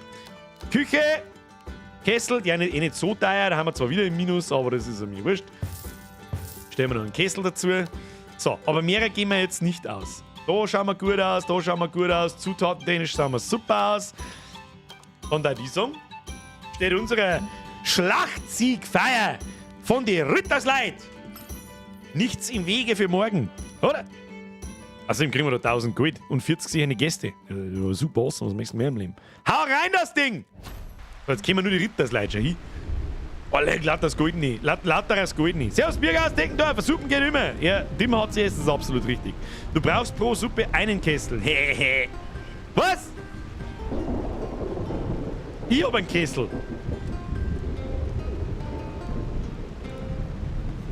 Ich glaube, das war nicht die Frage. Der Flugbison braucht nur ein Schwert, das kriegt er. Alle Gäste dieser Veranstaltung wurden bedient, das ist aber schnell gegangen, es ist nicht mit Sonnenaufgang, Kruzifix. Du hast 1000 Gold als Belohnung erhalten. Ich sag, da kann ich 1000 Gold. Du? Was haben wir da? Sorge dafür, dass das gesamte Personal über 80% zufrieden ist. Sie sind immer zufrieden. So, ab dem nächsten Tag servieren wir nur noch... Verdienen wir mir da jetzt eigentlich noch was? also die saufen sie jetzt da die Fresse voll drin. Es kommen aber sonst keine Gäste mehr zusätzlich, oder? Das ist so der Sinn der Veranstaltung. Habe ich das richtig verstanden? Ich glaube schon. Birger, wann Hotel? Ja, ich arbeite dran. Da brauchen wir erst Forscher. Und dann müssen wir da oben. Forscher und Küchenutensilien brauchen wir und dann da Hotel. Ich weiß nicht, wie spät. Es ist schon wieder 10 nach 9. Halt doch die Schnauze! Wieso vergehen bei dem Spiel Zeit so schnell? Das Spiel ist super. Ich möchte übrigens betonen, ich werde nicht bezahlt dafür, dass ich das Spiel spiele oder sonst irgendwas. Aber manchmal haben wir einfach so viel Glück, man gelangt der Indie-Gamer und es ist super geil. Und ich habe schon einige Screenshots von euch bei mir im Discord gesehen, dass einige von euch das Spiel so hart einsuchten, dass es bloß noch scheppert. Zuerst aufpassen, die saufen nur Ale, glaube ich. Dann müssten wir mal auffüllen, da ich sagen. Füllen wir da einmal komplett auf, füllen wir da einmal komplett auf. Dass man die auch nicht einzeln auffüllen kann, ist auch ein bisschen dumm. Und sie essen offensichtlich nichts. Warum essen denn die nichts?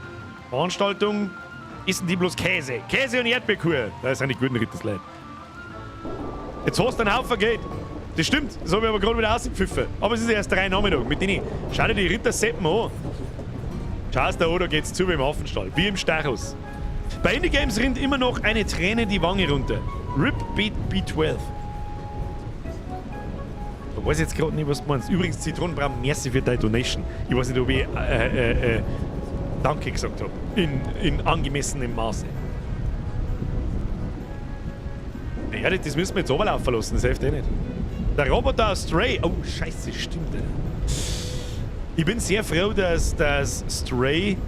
Es freut mich sehr für das Studio, dass Stray einen Game Award gewonnen hat für Best Indie Game of the Year. Und war für Game of the Year nominiert, neben Elden Ring und neben God of War Ragnarök. Was waren da eigentlich noch nominiert? God of War Ragnarök, Elden Ring, Stray und noch 2. Was waren? Horizon. Was war das 5.? Weiß das gerade jemand? Es sind im Prinzip die Oscars der Spieleindustrie, die mittlerweile 5-mal so viel Leute anschauen wie die eigentlichen Oscars. Genshin Impact oder Plague Tale? Kann das sein? Xenoblade war noch nominiert. Was ist denn Xenoblade? Das kenne ich gar nicht. Also das ist wahrscheinlich mit Sicherheit irgend so ein Japano-Mizi-Kinder-Ding, oder? MMO-Scheiß.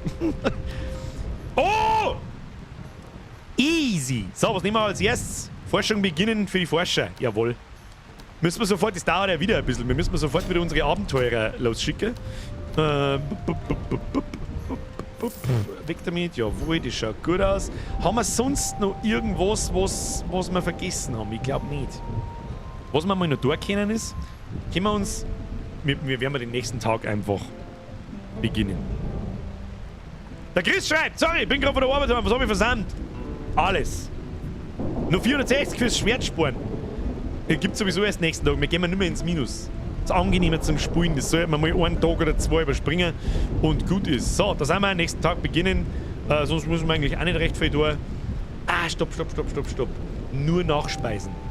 Hauptgänge, keine. Suppen, keine. Dann schauen wir da mal in die Box rein. Da, die haben einen Haufen Ale gesoffen. Ja, das stimmt. Wir haben voll, wir haben einen Haufen Geld. Ja, jetzt fängt es an. Nächsten Tag beginnen. Was ist denn jetzt wieder? Achso, ich habe auf Pause gedrückt offensichtlich. Das habe ich nicht gesehen.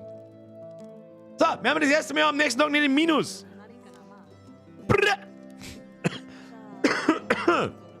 Forschung. Ja, müssen wir 90 normale Leute bedienen und 50 goldene. Das heißt, wir müssen die so schnell wie es geht wieder Oh, jetzt kriegen wir schon 7 sehende Dinge. Ja, die schicken wir natürlich sofort los. Damit wir die Veranstaltung sofort nochmal machen können. Und Etage kann man da schon auf und runter schalten. Ich habe noch gar keine zweite Etage. Egal! Xenoblade Chronicles ist eine voll große Spielerei und ja, da gibt's Depth. Ich kenn's nicht. Also, ich hab schon davon gehört, aber ich hab gerade kein Bild vor Augen. Das ist bestimmt so eine Final Fantasy Richtung angehauchtes Spiel, mit dem ich nichts anfangen kann. Was? Die haben schon wieder irgendwas leer gefressen. In einigen Kisten fehlen Zutaten. Oh Gott, man muss die 2 Kisten unabhängig voneinander auffüllen. Ach komm. Ach. Ach. Na! Na! Gefällt mir nicht. Nein, gefällt mir nicht. Und dann brauchen wir langsam mehr Tisch, so wie das ist. Fast wie ein Clicker-Game. Das nervt ein bisschen auf Dauer. Aber sie haben sich schon was überlegt. Ich glaube, das ist das Fasslager. Das Vorratslager wird verwendet, um alle Fässer und Küchenkisten auf derselben Etage während der Nacht automatisch aufzufüllen. Wenn es auf einer Etage kein Vorratslager gibt, musst du alles von Hand auffüllen. Das kann ich mir schon vorstellen, dass das über Nacht dann deine Personalkosten abgezogen werden und dann deine ganzen Vorräte wieder aufgefüllt werden, dass das einen Haufen Geld kostet. Und dann ist auch die Frage, ob ein volles Lager über den Tag gelangt, wenn die ganze Bude voller Leid ist. Das muss man halt dann ein bisschen abstimmen. Irgendwer hat gelevelt. Oh, was ist denn das da zu bedienen, die Etage 1 und 2? Wir haben noch gar keine andere Etage. Halt einmal, Mr. Lanner, Sie haben gelevelt. Level up. Getränke einschenken, Geschwindigkeit nicht tragen. Tragen ist doch scheiß wurscht. Da ist er total wurscht. Total wurscht, aber man kann ihm ein bisschen Geld abziehen, glaube ich. Ja? Wie schaut's beim Flasch aus? Schaut sehr gut aus. An was liegt denn die allgemeine Zufriedenheit von den Leuten? Von den Mitarbeitern? Das habe ich noch nicht so ganz verstanden.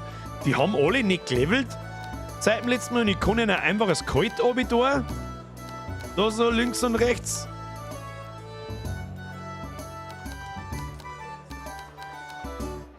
So, jetzt sind wir bei der Lana rückwärts. Lana rückwärts, Entschuldigung. Jason. Ich kann sowieso beim fast am jeden einfach zweimal draufdrücken und sie sind immer noch zufrieden, dann bin ich glücklich. Also das nervt hart. Also da muss ich ganz ehrlich sagen, das ist einfach nur eine Beschäftigungstherapie und einen Teufel sparen tust du da jetzt auch nicht, muss ich ganz ehrlich sagen. So, der Tag ist vorbei. Wir haben fast 4.000 verdient. Jetzt geht's dahin, Kinder. Kinder, jetzt geht's dahin. Alle. Dann haben wir da was erfüllt, nehme ich an. Das und das. Ein neues Bild haben wir freigeschaltet. Das hängen wir natürlich sofort auf. Spezial. Ein Bild, das bringt uns 300 Prestige. Die hängen wir alle in Kicher, das sagt er ich. Wo passt es denn hin? Da passt es hin. Wieso hängt denn das so schief? Dann wir es da hin. Dieser Gegenstand, nein, das passt nicht hin. Dann hängen wir es da hin. Alle Beutel in Kicher, dann bleibt das Personal. So, dann, da ich sagen, nächster Tag gleich nochmal so ein Festel. Da kriegen wir 80 sehende Gäste schon. Ach, diese Veranstaltungen leveln nach jedem Mal veranstalten. Das heißt, letztes Mal haben wir 40 Gäste gekriegt, goldene und 1000 Belohnung, aber wir brauchen halt auch 20 Erbsen. Verfickte Scheiße! Können wir keine Veranstaltung machen, leider. Haut's nicht hin, so wie ich mir das vorgestellt habe. Fässer, Mischgetränke und so weiter. Das Ding müssten wir uns kaufen, das ist richtig. Da Mr. Mesh, da hat er gut aufgepasst, Und wir füllen alles ein bisschen auf. Ein bisschen. Und eine Mille. Ein paar Mille rein. Ein bisschen Cider. Da habe ich letztes Mal schon gefragt, wie man das ausspricht. Das habe ich noch nie davon gehört. Was war es? Ein Apfelwein. Ist Cider. Und dann schaut das gut aus. Wir schauen die Vorräte aus. Schaut gut aus. Wir schauen die Vorräte, die schauen natürlich wieder nicht gut aus. Da machen wir jetzt so. Wir brauchen ungefähr einen Tausender bis zum nächsten Tag, damit die Personalkosten gedeckt sind. Und dann schaut das gut aus. Wie schauen wir da drin aus? Da. Achtung, liebe Entwickler, ein gut gemeinter Rat. Da, wenn ich mit dem Mauszeiger drüber gehe, sehe ich sofort, da stehen keine Zahlen, wie viel Limonade, Bier, Wasser, Wein, der ganze Scheiß noch da ist. Ich sehe Balken und weiß sofort, gut, da ist alles so gut wie voll. Wenn ich da aber drauf gehe, dann sehe ich nur Zahlen. 30 von 50, 28 von 50. Da brauche ich viel länger zum sehen, wie viel ist wirklich nur da. Ich wünsche mir bitte Balken. Ins gut gemeinter UI-Tipp. Mr. Don Primo, danke für deinen Fünfer. Küsschen auf, wo haben wir eingewinnen? Auf das Steißbein. Und auf den Beckenboden. Cider wird's ausgesprochen. Balken besser. Was soll Balken? Getränke teurer machen, mehr Geld, mehr gut. Das haben wir das letztes Mal schon.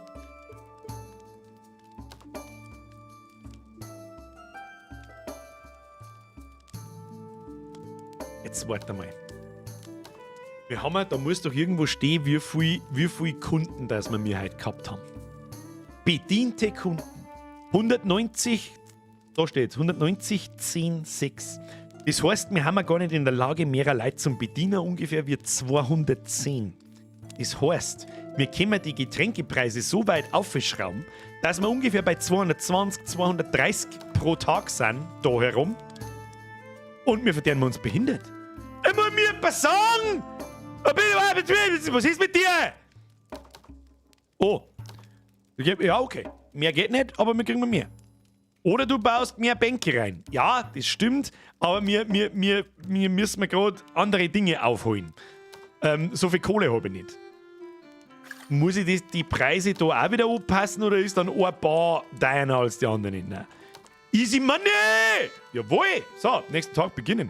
Wir können leider noch kein Fest ausrichten, dann können wir noch jemanden auf den Weg schicken. Nein. Ein Tag, 2 Tage. Wie viel brauchen wir? 20. Wie viel haben wir? 14. Das heißt, ja, müssen wir nur 2 Tage warten. Nächsten Tag beginnt. Nein! Flugbison, der Schlag nicht! Du hast einen krassen Blechhelm auf. Jawohl! Easy. Erfolgreich verteidigt. So, und jetzt bedient, meine Vasallen. Was haben wir da? Verteidige dich einmal gegen Diebe. Haben wir. Oh, 500 extra Gold. Da kriegen wir einen neuen Holzboden schon hin. So, was haben wir da? Abgeschlossen. Banal. Jawohl. Brauchen wir das? Jetzt habe ich auch gerade was entdeckt, was ich schon. Herr Waldrudi, merci für den Resub. Der beieinander zurück. Da herum. Die Abenteurerstufe wird anhand des Ansehens berechnet und wirkt sich auf die Abenteuermacht aus. Das heißt, je mehr Ansehen, desto stärker eine. Okay. Ja, das ist alles sehr cool miteinander verknüpft. Das macht alles halbwegs. Ja, gut, ob es jetzt Sinn macht oder nicht, sei jetzt mal dahingestellt. Aber du hast die ganze Zeit was zum Tun. Was jetzt da hat da irgendwas gelevelt? Irgendwas hat doch da gelevelt. Bin ich blind? Ja. Die Gemüsesuppe ist jetzt mit einem Stern versehen. Wunderschön. Eine Veranstaltung planen wir am Ende des Tages. Und ansonsten da jetzt sagen, scheffelt mir einfach mal Geld. Lass die Kohlen rein. Lass die Kohlen rein. Da, und trotzdem, dass wir von ungefähr 300, was weiß ich, Gäste am Tag auf 230 am Tag obergeschraubt haben, ist unser verficktes Wirtshaus proppenvoll. Und Perfection. Das mit dem Prestige habe ich da vorhin schon mal geschrieben. Birger Fotzen. Rufus, ja. Manchmal da rein, da raus, was es ist. Panda, merci dir! Backseat Gaming, um deine Tagesaufgabe zu erfüllen mit dem Nachspeisen, musst du auch die Veranstaltungsspeisen ausmachen. Achso, das habe ich zum Beispiel. Ja, das macht wieder keinen Sinn, so ein bisschen, weil ein Steak Level auf und die Lauchsuppe oder Level up. Weil ich gemeint habe, die Essen werden halt nur auf Veranstaltungen gegessen. Kann man da eigentlich auch Preise anpassen? Nicht, gell? Also vom Essen kann man die Preise nicht anpassen. Ein bisschen seltsam. Der Lauch hat gelevelt. Jetzt ist er eine Frühlingszwiebel. Nino! Kriegst die Tröte als neues Mitglied. Jedes neue Mitglied kriegt die Tröte. Rest in peace, Mr. Headphone User und Nino, welcome to the squad. Ab in den Chat habe ich der Nino, wenn er mitmacht, schlägt die zweite Bass aber. Oh, wir haben 4000 Gold schon. Hey, jetzt levelt aber der Fraß, dass du sagst, gibt's das? Was ist da los? Rechts steht eh, was auf dem Menü ist. Ja, aber ich kann die Preise nicht ändern. Anders als bei den Getränken. Jetzt schauen wir mal, ob wir im Tagesabschluss, ob wir mir weniger Leute bedient haben. 177 plus 13, aber bei 190, ja, es war ein bisschen weniger, haben wir 190. Aber, wie viel Geld haben wir verdient? 4.224. Also es nimmt sich nicht viel, ob du jetzt da die Getränke einen Gold teurer machst und dafür weniger Leute kommen. Ich weiß nicht. Preis steigt durch Sterne. Also wenn das Menü levelt. Und deine Köche wahrscheinlich auch leveln und so weiter. Wie weit haben wir? Wir brauchen noch 42 so Forschertrottel. Wir machen jetzt erstmal eine Veranstaltung. Wir haben immer noch keine Bahnen. Müssen wir noch einen Tag durchlaufen lassen. Dann müssen wir hoffen, dass wir noch zwei gelbe Goldgäste kriegen. Und dann kriegen wir 40 durch die Veranstaltung. Und dann haben wir die Forscher. Und dann können wir ins fucking Hotel. Na, dann müssen wir diese Küchenutensilien auch noch leveln. Aber das haben bloß 50 so Orange-Trottel. Die kriegen wir hin. Ja, nächsten Tag beginnen. Oder sollen wir mal noch was hinbauen? Weißt du was, jetzt bauen wir mal einen Tisch ein. Bauen wir mal noch einen zusätzlichen Tisch ein, damit nichts passiert. Tisch. Nehmen wir den brutalen oder was? Nein, der kostet mir 2. Nein, das untere Stockwerk ist für den Pöbel. für die Peasants. Da können wir eigentlich einen größeren Durchgang lassen oder vielleicht kriegen wir auf der anderen Seite dann noch ein Blärmi hin für mehr Prestige. Weil da kriegen wir wahrscheinlich auch nicht mehrere, wie soll ich sagen, mehrere kleine Tische hin. Ja, machen wir so. Dann Sitzplätze, dann nehmen wir die gute Bank. Die mittlere Bank, sagen wir es so. Upp, upp, upp, upp. Und dann brauchen wir noch einen Kronleuchter, so wie mir das anschaut. Lichter. Was nehmen wir für einen Kron? Wir haben halt den mit dem Hirschen um. Den der wir halt dann grob da so her, dann ist alles einigermaßen abgedeckt. Neu verteilen, der wir das dann, wenn es soweit ist. So, wieso genau der Tisch jetzt 4 von 8? Wieso der Tisch 4 von... Nein, ich bin ja total voll, ich hab die Bank einfach einen Zentimeter weiter, das nicht hingestellt. Können wir uns noch einen Tisch leisten? Was kostet so ein Tisch mit 4... Ja, tu noch einen! So. Haben wir's auch. Schickel, Bitches. Zack, zack, zack, zack. Sag mal, bin ich besoffen oder was? Warum tue ich das alles da schief hin? Außerdem haben wir dann auch über 5000 Ansehen und unsere Mannschaft sollte das schon hinkriegen da. So, müssen wir noch irgendwas machen? Ja.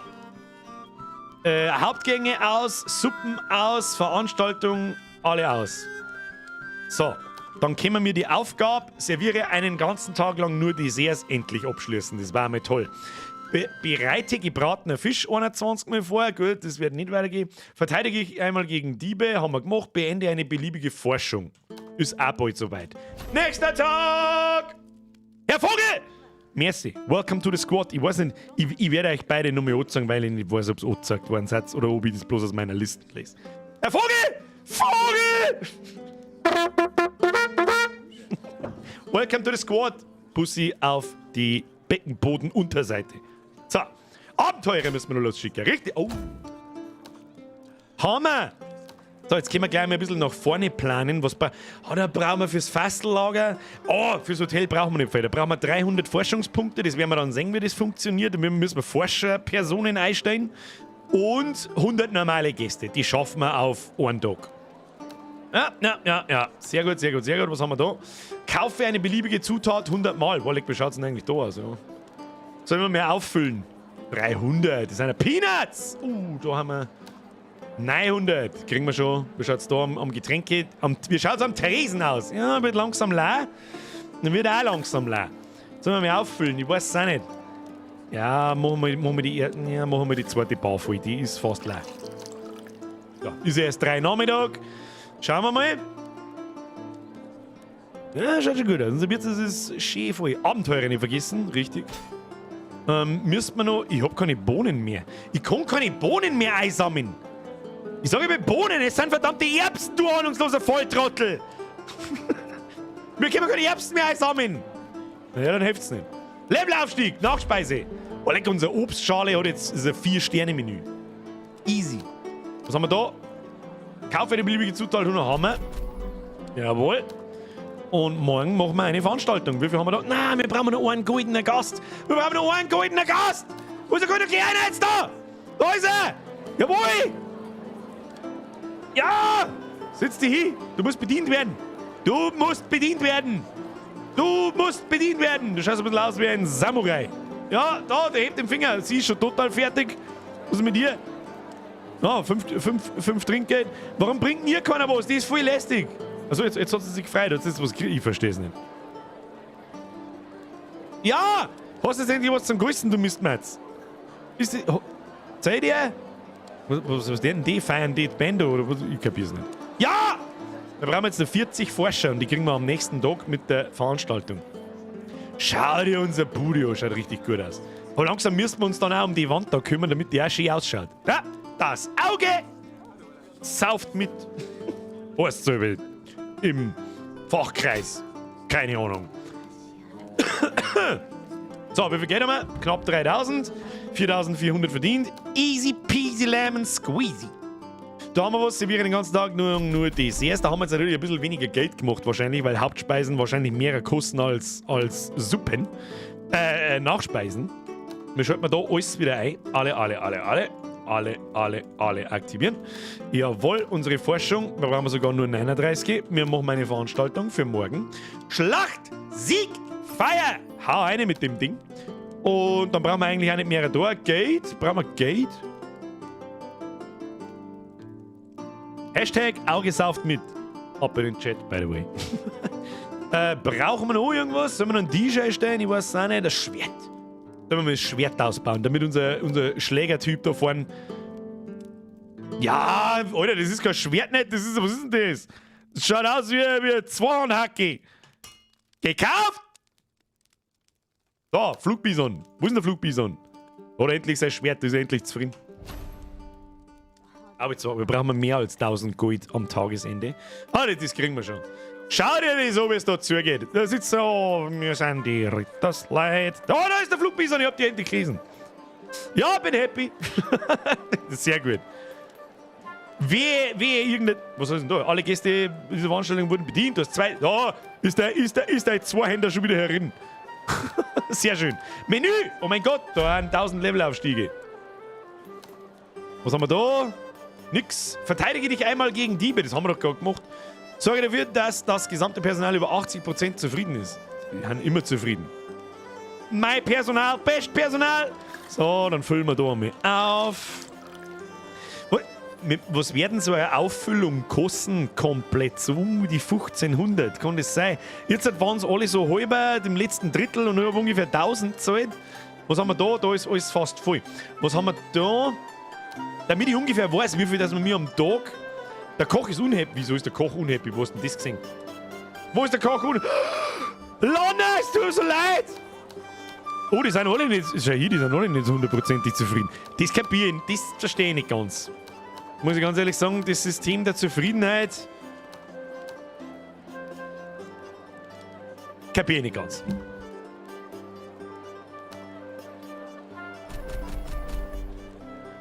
Wir haben eine neue Bodenfliese. Jetzt hat es mir einfach ein Kuppel rausgedroschen. Woran habt ihr jetzt gesehen, dass der Koch nicht happy ist? Sagt mir das, da haben die da Symbole im Kopf, da habe ich nicht aufgepasst. So, wie schaut es in der Veranstaltung aus? Unser Bude ist nicht ganz voll zu 100%, aber fast. Was ist wir mit der Kohle jetzt oder mit denen? Jetzt bauen wir mir da mal noch Fenster hin, würde ich sagen. Was mich voll triggert, dass das Holzeck da hinten kein Holzeck ist. Das triggert mich wie Sau, muss ich ganz ehrlich sagen. Nein, das triggert mich. Machen wir so. Spezial, nein, stopp, doch Spezialdekoration. So, erst einmal Vorhängen. Eigentlich müssen die da auch hin. Eigentlich müssen da 2 Fenster hin. Damit es wieder einigermaßen passt. Aber Treppen brauchen wir auch noch. Die bauen wir da ins Eck hinten. Dann brauchen wir die Dinge. Die kommen alle da so her. Ja. Bloß einfahren müssen wir es dann noch. Und zwar an die Fenster toten weiß. So, weiß. Oh. Habe ich mich verdrückt. Verzeihung. Und die Vorhänge an die Fenster werden blau. Stabil. Und was ich gerade noch entdeckt habe, ist, wir haben da so Schüttel. Kann man die auch einfahren? Nein, die kann man nicht einfahren, aber die passen super. Wahrscheinlich. Es hat ein bisschen was. Es hat ein bisschen was von einem. Da fangen wir aber da hinten an. Es hat ein bisschen was von einem. Wie soll ich sagen? Von einer Allianz-Taverne. Wir wissen jetzt nicht alle, von wo sie reden, aber manche mit Sicherheit schon. Und jetzt so. Ah, ist schon schön. Schau dir das an! Wenn das nicht Kosten! Welcome to the Squad. Man muss nur einmal, weiß auch nicht, einmal, wenn man das, ein neues Mitglied huldigt, dann kommen nur 3 andere auf die Idee, ein neues Mitglied zum werden. Herr Kosten, welcome to the Squad. Pussy auf die Bumsbude. Keine Ahnung. Merci dir. CDU-Hauptquartier. Wenn dann CSU. Irgendjemand hat gelevelt. Der Jason hat gelevelt. Jawohl, Level up. Ja, tu mir ein wenig mehr Trinkgeld rein. Passt. Was haben wir da? Forschung. Wir haben endlich Forscher. So, jetzt brauchen wir Küchenutensilien Level 2. Forschung beginnen. Jawohl. Dann brauchen wir jetzt halt orange Gäste. Kommen wir aus dem Stand. Keine Veranstaltung geben. Warum nicht? Ich muss warten, bis der Ding vorbei ist. Tommy! Just Mercy, oder? Madeleine! Du kriegst, jedes neue Mitglied kriegt die Tröte.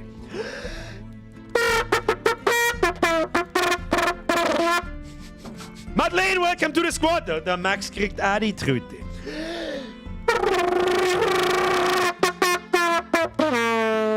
So, jetzt kann ich nicht mehr. Schluss jetzt mit Mitgliedschaft. Max, Madeleine, welcome to the Squad. Bussi auf. Was haben wir noch für Körperöffnungen? Hätte ich jetzt was gesagt.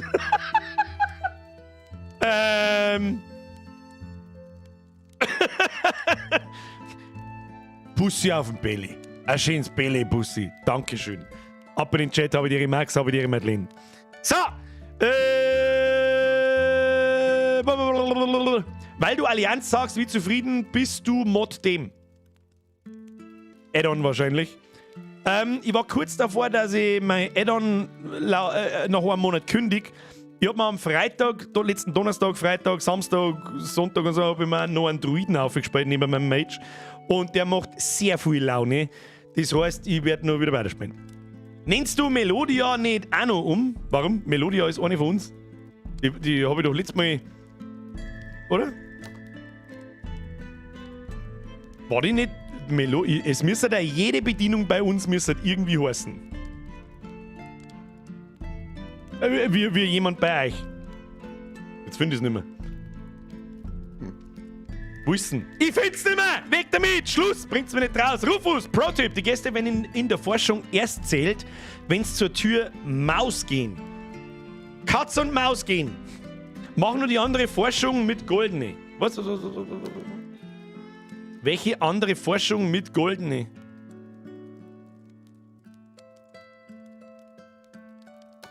Wir müssen sowieso jetzt erst einmal... Jetzt, Leute, was ist denn mit euch? Kevin!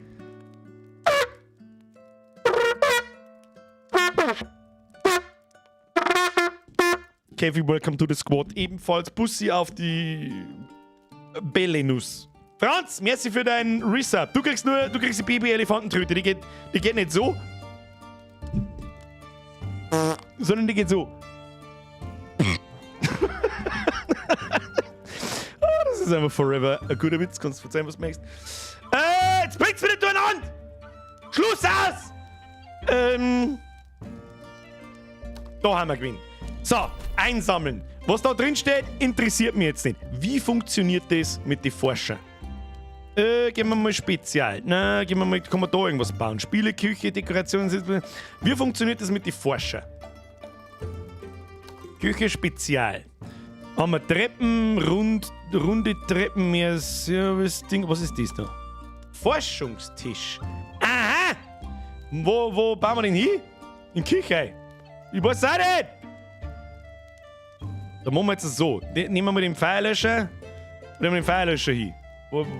Weiß jetzt auch nicht. Den stellen wir da ins Eck drin. Nein, den stellen wir da hin. Den stellen wir da hin, da steht er gut. Da steht er gut. Dann, Forschungstisch. Oder stellen wir ihn zu den Abenteurer hinten. Bauen wir da so ein kleines Eck. Ah, da am Fenster forscht sie sich besser. Hab ich gehört. Und weil wir ganz krasse Motherfucker sind, bauen wir da sofort 2. Da die vorschlagen. Da so. Jawohl! Schau dir das an! Easy! Bauen und dann bauen wir da ziehen wir da mal eine Mauer ein. Ne? Was nicht funktioniert, weil, warum auch immer. Tu mal. Nein, dann muss ich das. Wie tut man das löschen?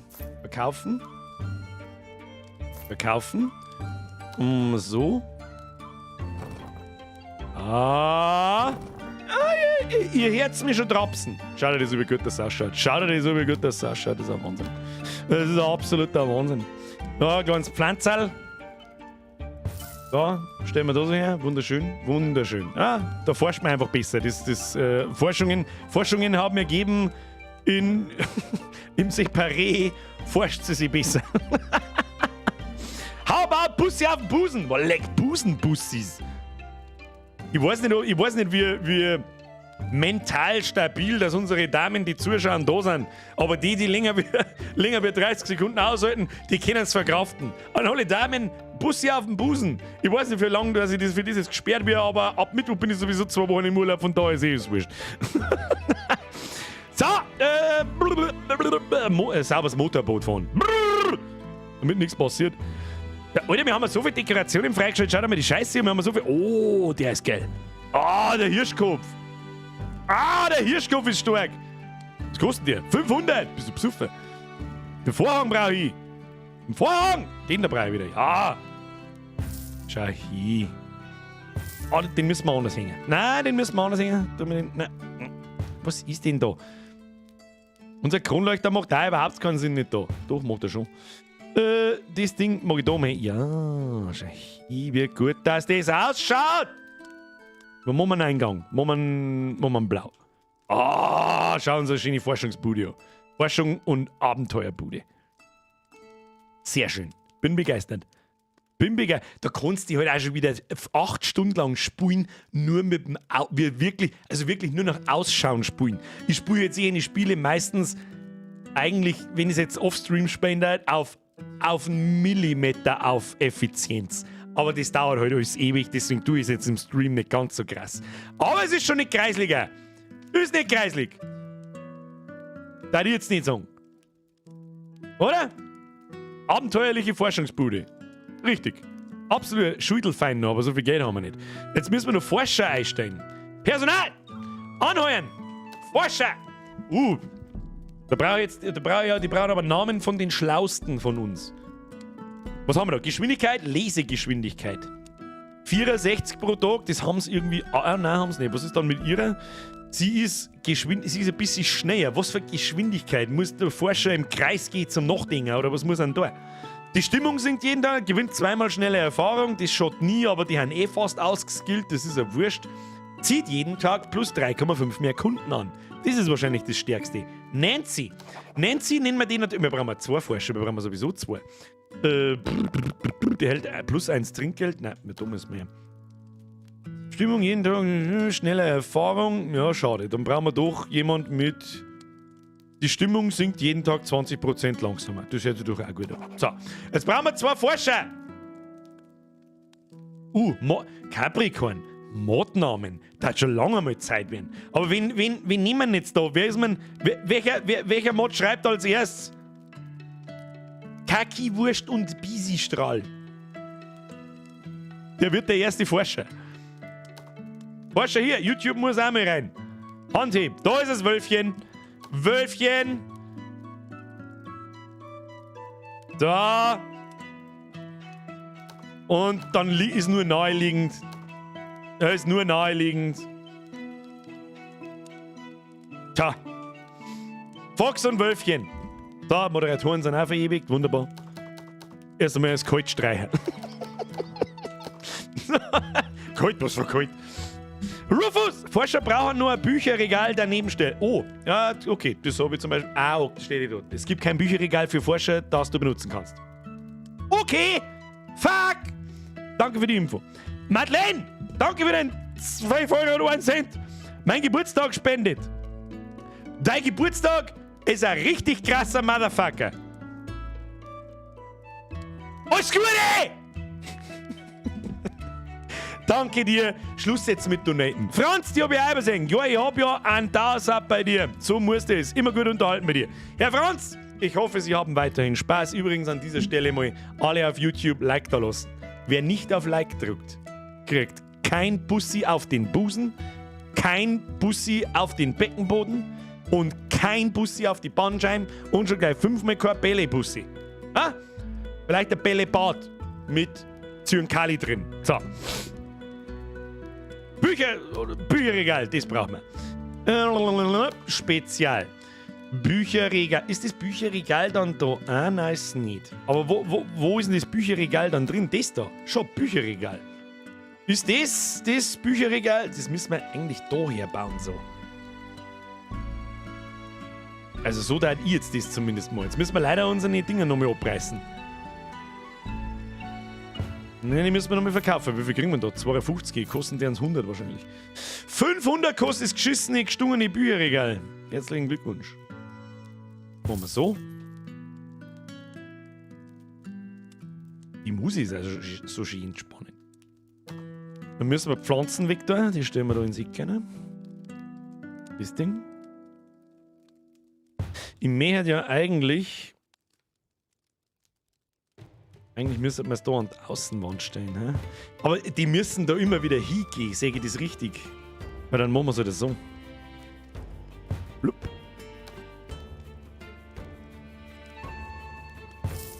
Das kann man in die Mauer einbauen. Okay, das ist zwar nicht hundertprozentig sauber, aber das kann man so lassen. Schaut euch das so. Schöne abgetrennte Busenpude! Jetzt können wir die Dinge nämlich auch wieder aufhängen. Haha! Oh, schau hin, wie schön! Es ist so schön. Und da haben wir eine Pflanze hin. Es ist so schön. Unsere Bude ist so schön. Sie ist so schön. So, jetzt habe ich wieder alles total. Dein Melodia braucht noch einen neuen Namen. Wer ist denn Melodia noch gerade? Ich finde es halt nicht mehr in der scheiß langen Listen. Melodia, Mozart, Leira, Lana, René. Melodia! Tut Melodia mit 2 I ist jemand aus dem Twitch-Chat letzte Woche gewesen. Wir haben heute noch keinen einzigen Koch eingestellt, den haben wir letzte Woche schon eingestellt. Das ist übrigens ein Typ, der hat niemals vom Start weg Melodia geheißen. Ich wollte gerade sagen, da, schaut's in den Twitch-Chat ein, Melodia mit 2 I. Wie es sagt, liebste Melodia, ich werde dem ganzen Nachdruck verleihen. Und lese vor. Nix wird da umbaut, Kruzifix! Umbenannt, Entschuldigung. So, eins nach dem anderen. Wir haben alle Essen eingeschaltet. Das, was brauchen wir? Forschung Richtung Hotel. Leider Gottes werden wir das heute wahrscheinlich nicht mehr sehen. Aber wir versuchen es. Wir Küchenutensilien. Wir brauchen eine Veranstaltung mit den orangen Trotteln. Veranstaltung kann ich nicht machen. Warum nicht? Weil heute erst eine war. Und dann fang endlich mit dem nächsten Tag an, du Trottel, du Trauriger. Kann ich sonst schon mal was erforschen, was irgendwie nur Gäste braucht? Nein, scheiße. Verdammt! Kevi! Mir hast du auch vergessen. Hashtag Vollbesquad, Biergersquad. Wieso? Wo hab ich nie vergessen? Kevi, Schub. Oh! Biergearbeitere, bist der Beste, schau schon lange im Stillen zu. Das habe ich tatsächlich übersehen. Zu allerbestem Mo auf ganz YouTube. Das freut mich, kriegst du die Personal Treat.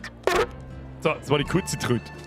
Leute, es tut mir so unfassbar leid, wenn ich irgendwelche Donations übersehen habe, aber irgendwann kriegst du dann einmal einen Vogel da. Ich lese Chat, ich lese Spay, ich lese Donation, ich komme nicht mehr aus. Ich bin ein bisschen nicht gemacht fürs Multitasking, weißt du, was es ist. Bierges Busenhotel, wo kann ich reservieren? Auf onlyfans.com. So, Abenteurer, was haben wir da hinten? Oh, Bannerl. Ja, tun wir ein paar Sicherheitsbannerl her, schau hier. Oh, wir haben kein Geld. Doch, jetzt haben wir Geld. Schau hier. Oh, Prestige ist auch instant auf 7500 mit dem Eck da hinten. Schau dir das an. Da hat jemand gelevelt. Sprengi! Level up. Was kriegst du denn? Mehr Trinkgeld? Ja, du musst mal, schau dir mal, oder? Du schaffst bloß 3,1 Meter pro Sekunde. Das ist nix. 3,4 Meter pro Sekunde. Easy. Haben wir da nichts mehr. Menü, da hat was gelevelt. Die Kirschtorte. Und was haben wir da? Jawohl, erhöhe das Level eines beliebigen Mitarbeiters. Hammer. Und bereite gebratener Fisch zu. Das wird auch langsam. Verteidige dich einmal gegen Diebe. Kämpf von selber. Serviere einen ganzen Tag lang nur Suppen. Da geht uns so viel Geld flöten. Nur Suppen. Dein Mann ist eine Suppen. Ob Bohnen oder Erbsen, beides ein Grenzklump. Ich werde es mir nicht mehr abgewohnt. Ich werde die ganze Zeit Bohnen sagen. Ist mir wohl. Wie schaut es denn da eigentlich aus? Da kann man mal nachfüllen. Füll neu! So schaut's da aus? Ja, füll neu! Da die ganzen Rittersleute haben das ganze Ale gesoffen. Wie schaut's da aus? Da haben wir fast voll. Wie schaut's da aus? Da haben wir fast leer. Füll neu! Oh, es ist aber schon wieder 21 Uhr. Können wir uns nicht recht viel leisten.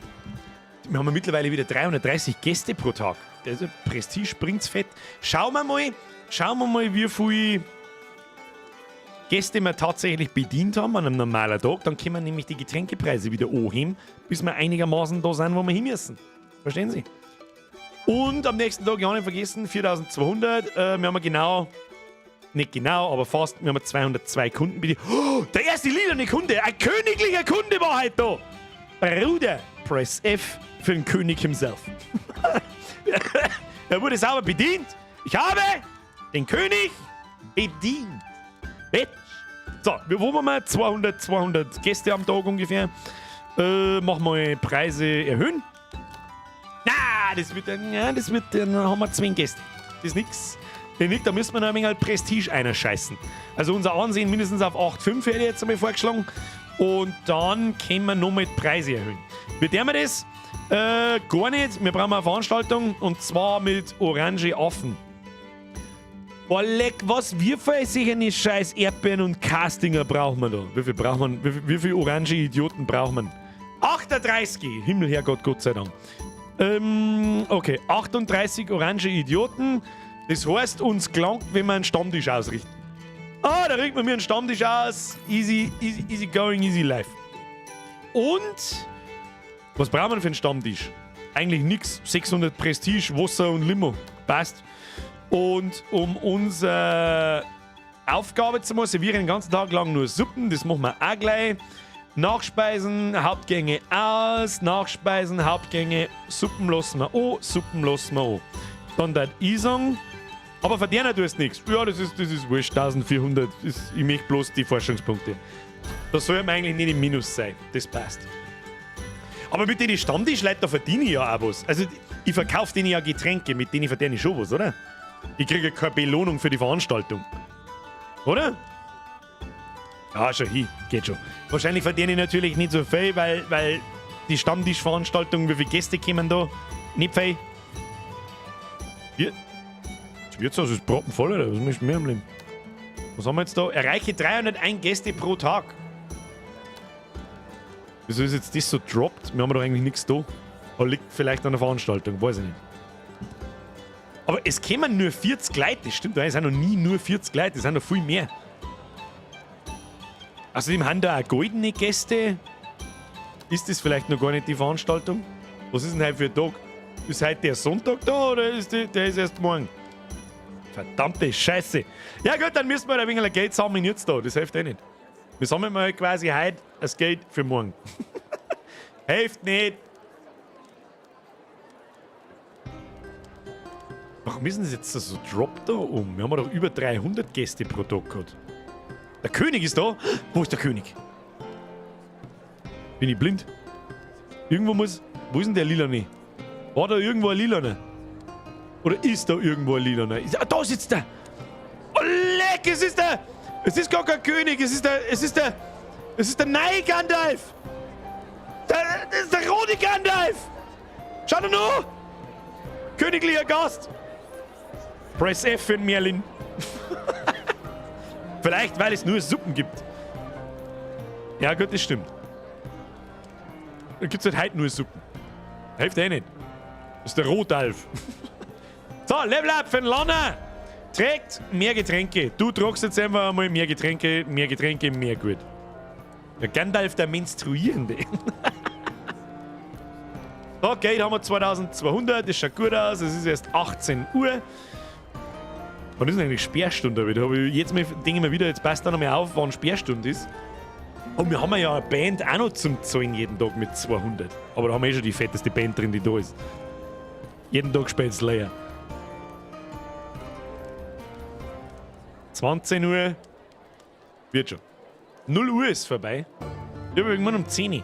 Um 22 Uhr habe ich gemeint. Wo stehen denn unsere Forschungspunkte? Werden die da schon? Ja, da steht schon +1, +1, +1, +1. Wie viele Forschungspunkte haben wir denn?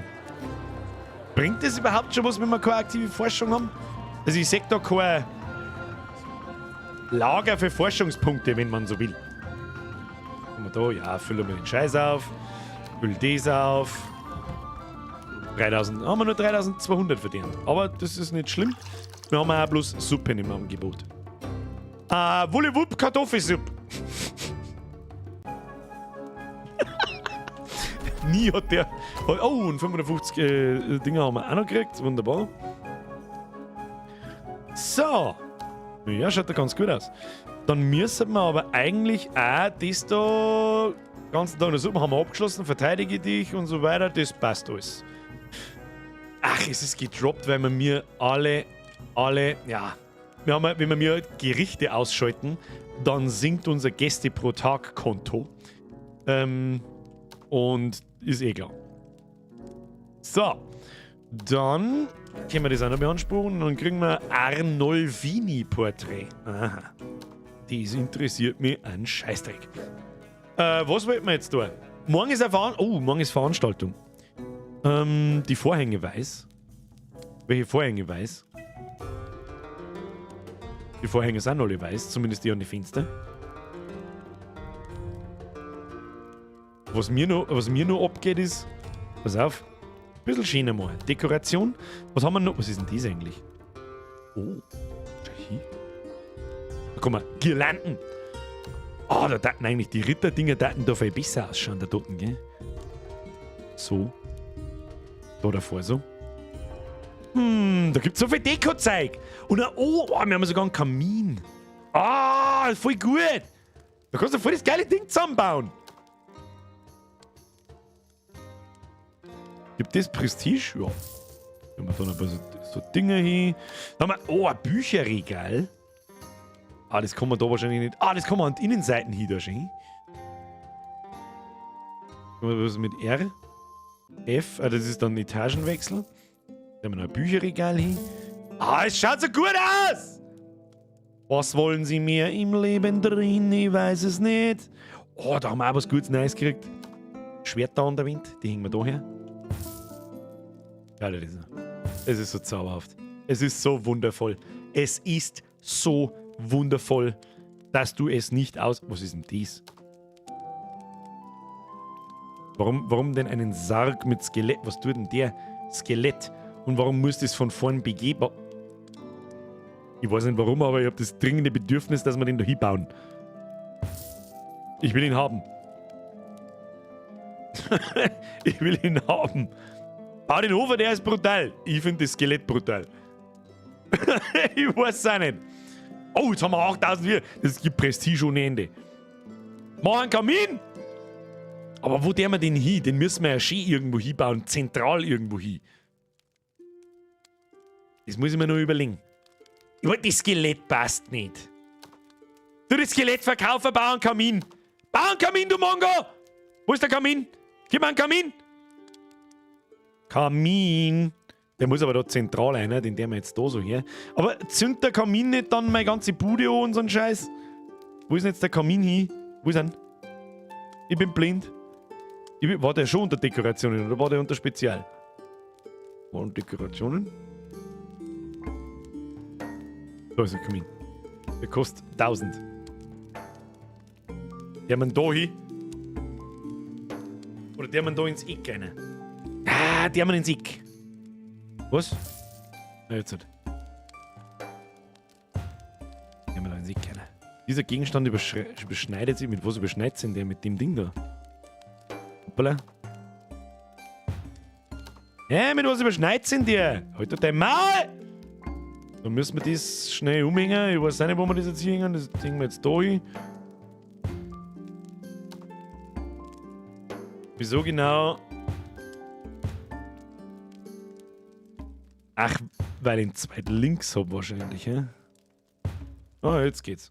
Hoffentlich fackelt mir der Vorhang nicht ab. Der Kaminkehrer nimmt er den nicht ab. Das kannst du mit. Das Schwert an der Wand. Schild an der Wand. Das ist ja doof. Doof! Doof, doof! Schaut auch behindert aus. Nur noch eins nach links. Kruzifix, Club verreckt's! Dann muss ich das Ding... Kruzifix. Verkauf das. Tu den jetzt da her. Mein innerer Monk springt im Dreieck. Kann ich Dekorationen... Was kann ich jetzt da? Kann ich da noch was anhängen? Da der gehört dazu. Warum nicht? Warum nicht? Da kann ich ihn hinhängen. Ja, das ist okay. Das ist okay, das ist gemütlich. Jetzt brauchen wir noch einen Teppich. Da brauchen wir noch einen Teppich. Ob du willst oder nicht. Der Kurtepp. Der Kurteppich vom... Ah, ist der gut. Schau dir das so. Ah! Stark. Stark. Ganz stark. So, Veranstaltung, nächster Tag. Das glaube ich wird der letzte Event für heute. Glaub ich. Was haben wir da? Abenteurer, haben wieder zurück. Jawohl. Wo kann man es denn einmal hinschicken? Mal Erdbeerli. Du hast mal Erdbeerli holen. Können wir nicht, weil wir kein Geld nicht haben. Alle Gäste dieser Veranstaltung wurden bedient. Du hast 400 Gulden als Belohnung gekriegt. Jawohl. Wie schaut es mit der Forschung aus? Da brauchen wir noch 22 Seiten. Na Kinder, das Hotel, unser Rotlichthotel werden wir erst beim nächsten Mal sehen, fürchte ich. Aber was ich schon die ganze Zeit bauen möchte, ist diese Wand da. Die Wand braucht es schon lang. Und die Wand braucht es eigentlich auch schon lang.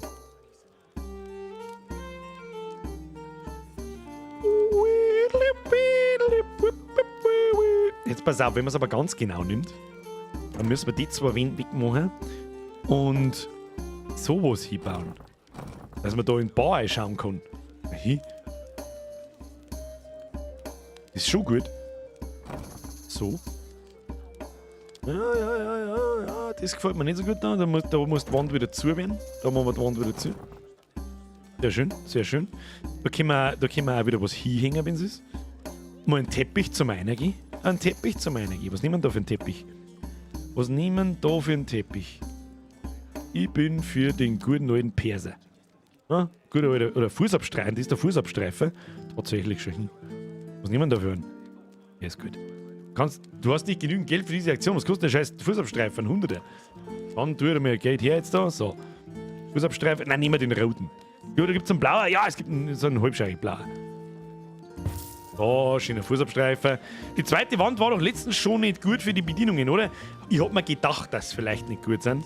Aber das ist jetzt vielleicht. Müssen wir was probieren. Jetzt müssen wir was probieren. Ja, das haut nicht hin. Wenn wir sie mal weg da. Warte mal, nehmen wir so und so. Nein, das haut nicht hin. Warum hat. So da jetzt einfach besser passen. Weil man sieht es nicht wirklich. Das ist da hervon und dann geht da hervon schönes Eckvierer. Und da genau das gleiche. Ist da 1,4er. Dann steht das da, geht die Schrägen genau am Eck aus, aber dann hat man da hinten halt so ein Loch drin. Aber da hast du hinten im Eck am Platz versteht. Ja, das ist genau das, was ich meine. Das ist der Teil, der mir halt nicht gefällt. So kann man machen. Ja, wenn man ein Kastel kann man freilassen, finde ich, dann ist es nicht schlimm. Ja, das fügt sich gut ein. Soll gehen. Schauen wir mal. Verschenkter Platz ist nichts gut für inneren Monk. Ja, doch, aber das da hervon, das Eck da ist auch nicht gut für den inneren Monk, aber so schaut es besser aus. Jetzt können wir da auch noch eine Dekoration hinhängen. Was hängen wir hin, was wir noch gar nicht gehabt haben? Pflanzen? Nein. Rittersleid? Nein. Was haben wir noch schon? Oh, sehe eine Bierkrieg, haben wir auch noch nirgends hängen. Ja, das haben wir hingeschissen. Haben wir da noch so? Haben wir da noch irgendwas, was wir brauchen? Was ist mit dem Zeug? Da kann man das da ohne hängen. Nein, ja, kann man, schaut aber scheiße aus. So. Da machen wir einen Barbereich. So schaut's aus, da hängen wir andere Fahnen hin. Hängen wir die und die Fahnen hin. Und die haben zwar schon blau, aber vielleicht kann man es noch blauer machen. Nö. Schau. Es schaut so gut aus. Es ist so zauberhaft. Dann hau ich in den leeren Totraum Deko für Prestige. Immer wenn ich dann da drüber fahre, dann kriegt der innere Monk einen Herzinfarkt. Aber ich weiß, was du meinst. So, was haben wir da? Abenteurer. Weißt du was? Du sammelt mir mal Fleisch. Das kostet 600. Nein, das können wir uns nicht leisten, weil wir lauter Deko-Mist kaufen. Hey, aber unser Wirtshaus nimmt Formen an. Ja, sparen heißt's. Windmaster, das ist absolut richtig, ja. Machen wir mal ein bisschen schneller da. Und eine dritte Geschwindigkeit hätte ich noch gern. Bediene mehr als 210 Kunden an einem Tag, sorge dafür, dass das gesamte Personal über 80% zufrieden ist. Was ist denn da schon wieder los? Wer ist denn da schon wieder unzufrieden? Die grinsen alle außer der Flasch schon wieder. Der verdient noch am meisten. Jetzt haben wir es. Wölfchen, wieso bist du so traurig? Nicht so traurig sei. So, haben wir es schon wieder. Forschung! Jawohl! Jetzt können wir noch mit dem Hotel anfangen. Forschung beginnen. Das haben wir gleich noch rein. Sag ich dir, was ist. Das haben wir mir gleich noch rein. Einen Tag schauen wir uns noch. Mich würde jetzt immer noch interessieren, wo unsere Forschungspunkte sind. Oder zählen die erst, wenn ich eine Forschung aktiv habe? Sorge dafür, dass das gesamte Personal über 80% zufrieden ist. Wunderbar. Menü, da haben wir alles, da haben wir auch alles. Die Forschung, die fängt erst zum 10 Uhr, wenn eine Forschung aktiv ist. Ja, wie behindert ist das denn? Sitzen die jetzt da hinten und forschen und gut ist, oder was? +1, +1.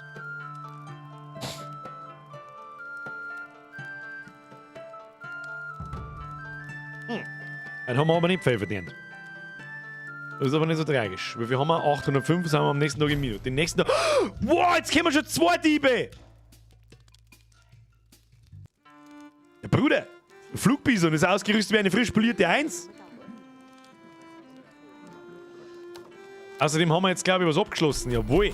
Und ein Arnolfini-Porträt haben wir freigeschaltet. Ja, easy going. Spezial Arnold finished. Bla. Warum ist denn da überall ein Ausrufezeichen? Was heißt denn das? Bädeling-Kirche, was heißt das? Oh, kann ich da jetzt Sachen ausbauen? Jetzt warte mal.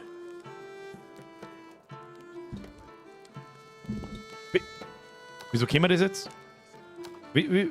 Wieso können wir das jetzt? Haben wir wieder irgendwas freigestellt, wo ich nicht aufpasst habe? Küchenutensilien, ja. Küchenutensilien Level 2. Jetzt können wir die ganze verdammte Küche auf Stufe 2 ausbauen. Ja, Bruder. Kapazität 6 Suppen. Ja, easy. Was haben wir da? Kapazität 12. Bruder! Jetzt geht's voll, aber wir brauchen erst Kohlen. Wir brauchen erst Kohlen. Schau dir das so, wie gescheit das ausschaut. Schau dir das so, wie es wuselt. Schau dir das so, wie es wuselt. Da geht's zu beim Stachus.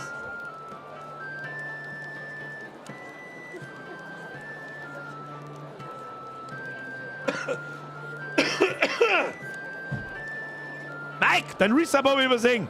Bussi aufs Nüsse, du kriegst auch die Tröte dafür. Oder ist wahrscheinlich bin ich nicht angezeigt worden. Ich drücke einfach drauf und vielleicht wird es angezeigt. Jawohl. Mike, merci dir. 43 Monate, du bist ein total geschubster. Holz am Flugbison und Zug, der zerlegt alle. Der Lucius schreibt, Schluss für heute, muss man arbeiten. Haben wir nicht mehr lang. Preise erhöhen? Das ist ein guter Punkt. Das ist jetzt ein regulärer Arbeitstag. Das tun wir jetzt noch vor dem nächsten Tag. Wir haben Melodiar, du bist ein Level Up. Geschwindigkeit 3,5, machen wir schnell 3,8. Ja. Mehr Speed, mehr gut. Das ist die Devise. Wie schaut es denn eigentlich mit der Bediengeschwindigkeit aus? Ich sehe da schon einige Balken, die noch nichts haben oder warten und unzufrieden werden und so. Vielleicht müssen wir auch mal langsam wieder aufstocken mit Bedienungen. Jetzt mal eine ernste Frage. Hast du schon mal ein Gashaus mit 3 rohen Ohrungen? Weiß ich nicht. Also mit einem rohen Ohr, ja, aber ob es 3 waren, weiß ich nicht mehr. Das macht mich irre, dass die 2 Bars nicht ganz an der Wand stehen und dass der eine Vorhang blau und nicht weiß ist. Welcher eine Vorhang? Also der da hinten. Ja, das ist aber der asymmetrische Vorhang.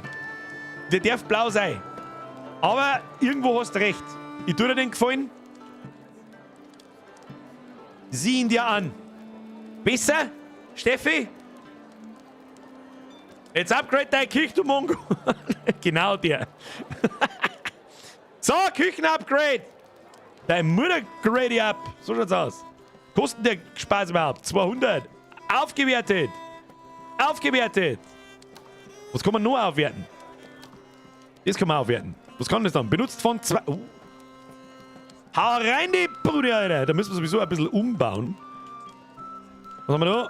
600. Können wir uns leisten. Upgrade die Bude. 500 pro Kessel. Da machen wir erst mit 2 Kessel. Ja, müssen wir uns eine gute 1200 müssen wir uns aufhören für den nächsten. Was kann man Neues upgraden? Sonst eh nix. Ja, easy. Schaut's denn da eigentlich aus? Schaut gut aus. 1337 Gold. Da hat der Arsch wieder aufpasst. Dry Stream und es hat noch nicht brennt. Spreng ich? Bei Pro Gamer im Wirtshaus, da brennt es nicht, hab ich gehört. Was haben wir da? Fischsteak, Levelaufstieg, 2 Sterne und Suppen sind auch sauber aufgestiegen. Jawohl. Was haben wir da? Nix. Haben wir was abgeschlossen? Ah, schon je. Bam, bam und nochmal 600 extra Gold. Einfach, weil wir es kennen. Freunde der Sonne. Jetzt passen wir nur die Preise an, weil das vergessen wir beim nächsten Mal wieder. Wir haben gehabt Kunden. 200, 220, so 230 ungefähr. Schauen wir mal, was passiert, wenn wir Preise einmal anheben, ob wir da bei 240 landen. Absolute Perfection. Du musst, also ich glaube, das snowballt sehr schnell, sehr krass. Wenn du deine Bedienungen ein bisschen mikromanagst und alle, die nur fürs Essen Geld kriegen, auch zum Essen stellst und umdreht, ein bisschen auf Trinkgeld gehst und jeden zweiten Tag mindestens, sag ich jetzt einmal, schaust, dass du einer kalt so niedrig hältst, wie es geht, damit sie aber noch zufrieden sind und dass du erstmal deine Bude volle Kanone ausbaust, damit du mehr Ansehen kriegst und dann kriegst du, dann snowballt das so krass, wie viel Kohle du da kriegst, dass es ganz aus ist. Brauchst bald noch einen neuen Koch oder langen 3? Das ist eine gute Frage. Steigt das mit der Zeit? Wie viel? Ich kann ja bloß eine Theke bauen, die für 3 Köche gedacht ist. Pro Etage. Also gehe ich mir schwer davon aus, dass 3 Köche pro Etage gelangt, egal wie viele Tische und Gäste du hast. Alles andere, uns geht jetzt dann sowieso bald der Platz aus. Viel Platz haben wir nicht. Wir müssen nur irgendwo eine Treppe einbauen, dann kommt eine 2. Etage, dann kommt das Hotel und der ganze Scheißdreck. Also wir haben noch lange nicht fertig. Wir haben noch lange nicht fertig. Jetzt haben wir da, wie lange haben wir da jetzt ohne gespielt? Ich sage jetzt mal 5-6 Stunden ungefähr. Ja. Das ist ein unglaublich gutes Spiel. Das hätte ich nicht gedacht. Relativ simpel. Ist wieder ein schönes Paradebeispiel dafür, Grafik interessiert keine Sau. Ist aber natürlich nice to have. Es schaut ja auch nicht schlecht aus. Hat jetzt seinen eigenen Grafikstil und so. Und Gameplay-Mechanics machen wirklich Spaß. Das ist wirklich cool. Das ist einfach nett gemacht von vorne bis hinten. Aber, wir werden jetzt speichern. Birgers Bumsbusen speichern, überschreiben und dann habe ich gehört, war das, Freunde der Sonne, der letzte Gaming-Stream für 2022. Tja, bevor sie jetzt wieder alle schleichen, jetzt mal einen Gefallen, drückt auf den Like-Button auf dem YouTube-Video. Alle neuen Leute, die da sind, drückt auf Abo und aktiviert die verdammte Glocken. Das hilft dem Kanal sehr. Ob es glaubt oder nicht, tut es wirklich, und zwar wie die Hölle. Und kostet nichts. Das ist so. Und bevor jetzt wieder alle fort sind, nochmal kurz die Ansage. Am Mittwoch ist der letzte Stream für dieses Jahr. Danach bin ich 2 Wochen fort, da kommen keine Videos, da kommen keine Streams, gar nichts. Wie halt jedes Jahr, über Weihnachten und Neujahr bin ich nicht da. Und dann sehen wir uns wieder. Und ja, wir spielen mal Tavern Master sehr wahrscheinlich weiter. Ja, wir spielen mal Callisto Protocol fertig, weil ich einfach selber wissen will, was hab ich... Wo zur Hölle habe ich jetzt wieder hingedruckt? Wo zur Hölle habe ich jetzt hingedruckt? Mittwoch, Blättschmerz-Themen, vorher wieder im Discord. Nein, Blättschmerz ist immer... Da konzentriere ich mich hauptsächlich auf den normalen Chat. Da reden wir über alles, was uns gut einfällt. Die ersten 10 Minuten oder 20 Minuten fragen wir uns sowieso, was zur Hölle haben wir 2 Stunden darüber gelabert. Dann macht's so. Und die 2 Stunden sind vorbei. Also wir sehen uns am Mittwoch um 20 Uhr noch das letzte Mal. Da machen wir eine kleine Weihnachtsfeier Blättschmerz, da spielen wir nichts, da sitzen wir einfach nur da, unterhalten wir uns über alles, was weiß ich, was da ist. Wir können uns einmal drüber unterhalten, was wir im neuen Jahr so tun. Ja, spieletechnisch. Ich hab ein paar, ich glaube, dass Simulatoren erstens bei euch ganz gut ankommen. Was natürlich freut mich das. Und ich habe auch Bock drauf. So ist das nicht. Dass wir uns da mal ein paar anschauen. Oder einfach Indie-Games allgemein. Der Peter schreibt, Kreta 2023 schon bucht. Wir haben uns noch unschlüssig, ob wir nächstes Jahr noch mehr auf Kreta fliegen im Juni oder nicht. Aber irgendwo fliegen wir auf alle Fälle hin. Das hat so gut da, der mal wegfliegen Urlaub. Ich habe es ja ein paar Mal damals schon gesagt, ich war seit 11 Jahren nicht fort. Und bin nicht einmal in Urlaub gefahren mit dem Auto. Das hat so gut getan und es hat echt nicht viel Geld gekostet im Juni für das, was wir da gekriegt haben. Das war echt geil. Der Pilo schreibt, braucht Pause von den Kids. Das hättest du früher überlegen müssen. Der Polizeisimulator. Nehmen wir allgemein Aufbauspiele, sowas wie die. Ich liebe solche Spiele. Ich glaube, jetzt sagen wir auch noch und so, ist glaube ich ein bisschen zu trocken und das passt halt also gut. Ja, da geht es um Bier, da geht es um Bedienen, da geht es um ein Wirtshaus, super.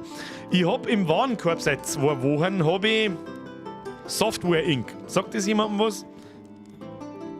Software Inc.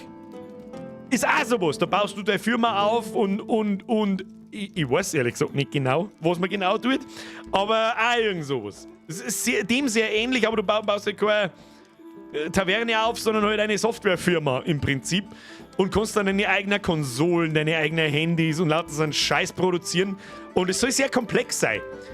Es kann vielleicht cool sein. Da muss ich mich zusammenreißen, dass ich das nicht in meiner, ich nenne es einfach mal Winterpause, dass ich das in meiner Winterpause nicht offstream spiele.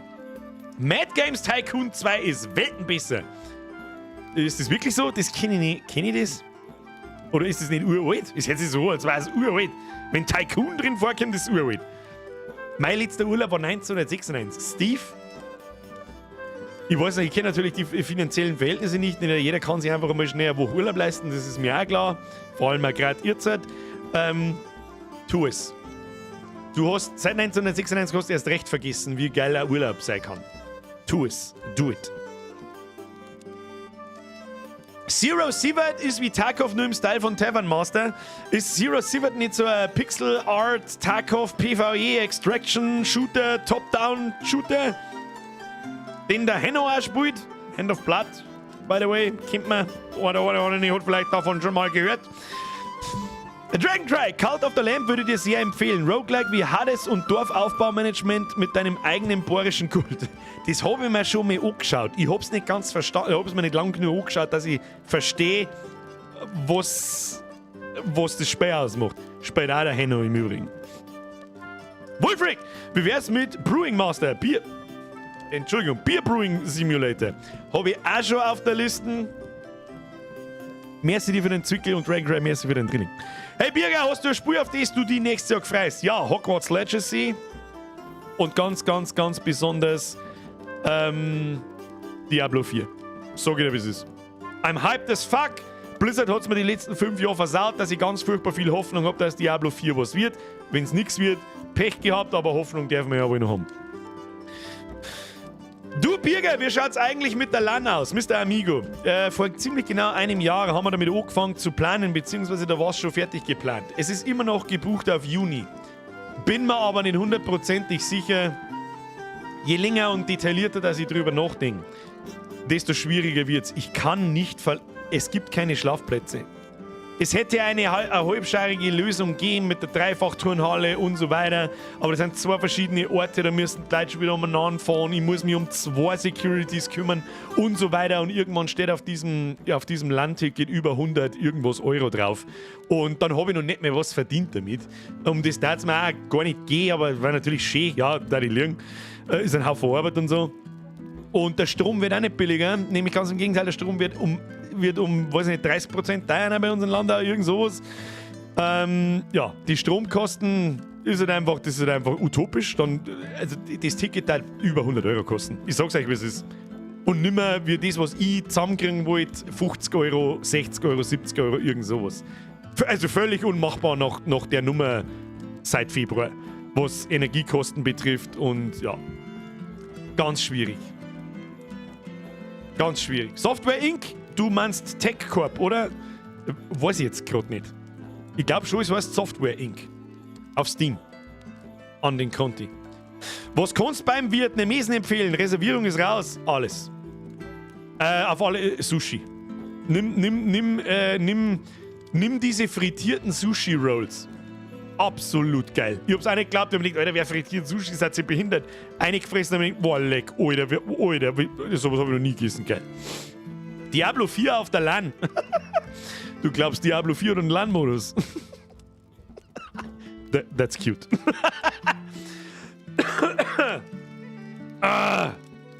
Oh ja, ich frage mich schon lange, ob man Urlaub essen kann. Vollzeit, Rettungsdienstler halt, aber merci Bürger. Alter, du kannst nicht...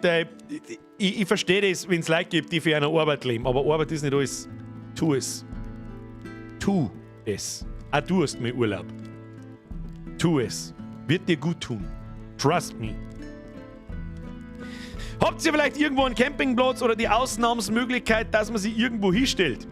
Da haben wir schon oft drüber geredet. Also genau gegenüber von uns, wenn die LAN stattfindet, dann findet die in Landau in der Stadthalle statt. Jetzt kann sich jeder mal auf Google Maps anschauen, wo die ist. Da ist so Luftlinie 50 Meter daneben Grund- und Hauptschule. Und da ist ein riesen Tiefgarage. Die darf für, wie viele Leute warten reingegangen? 160, 170. Also schätze ich mal ungefähr 150 Autos kommen daher.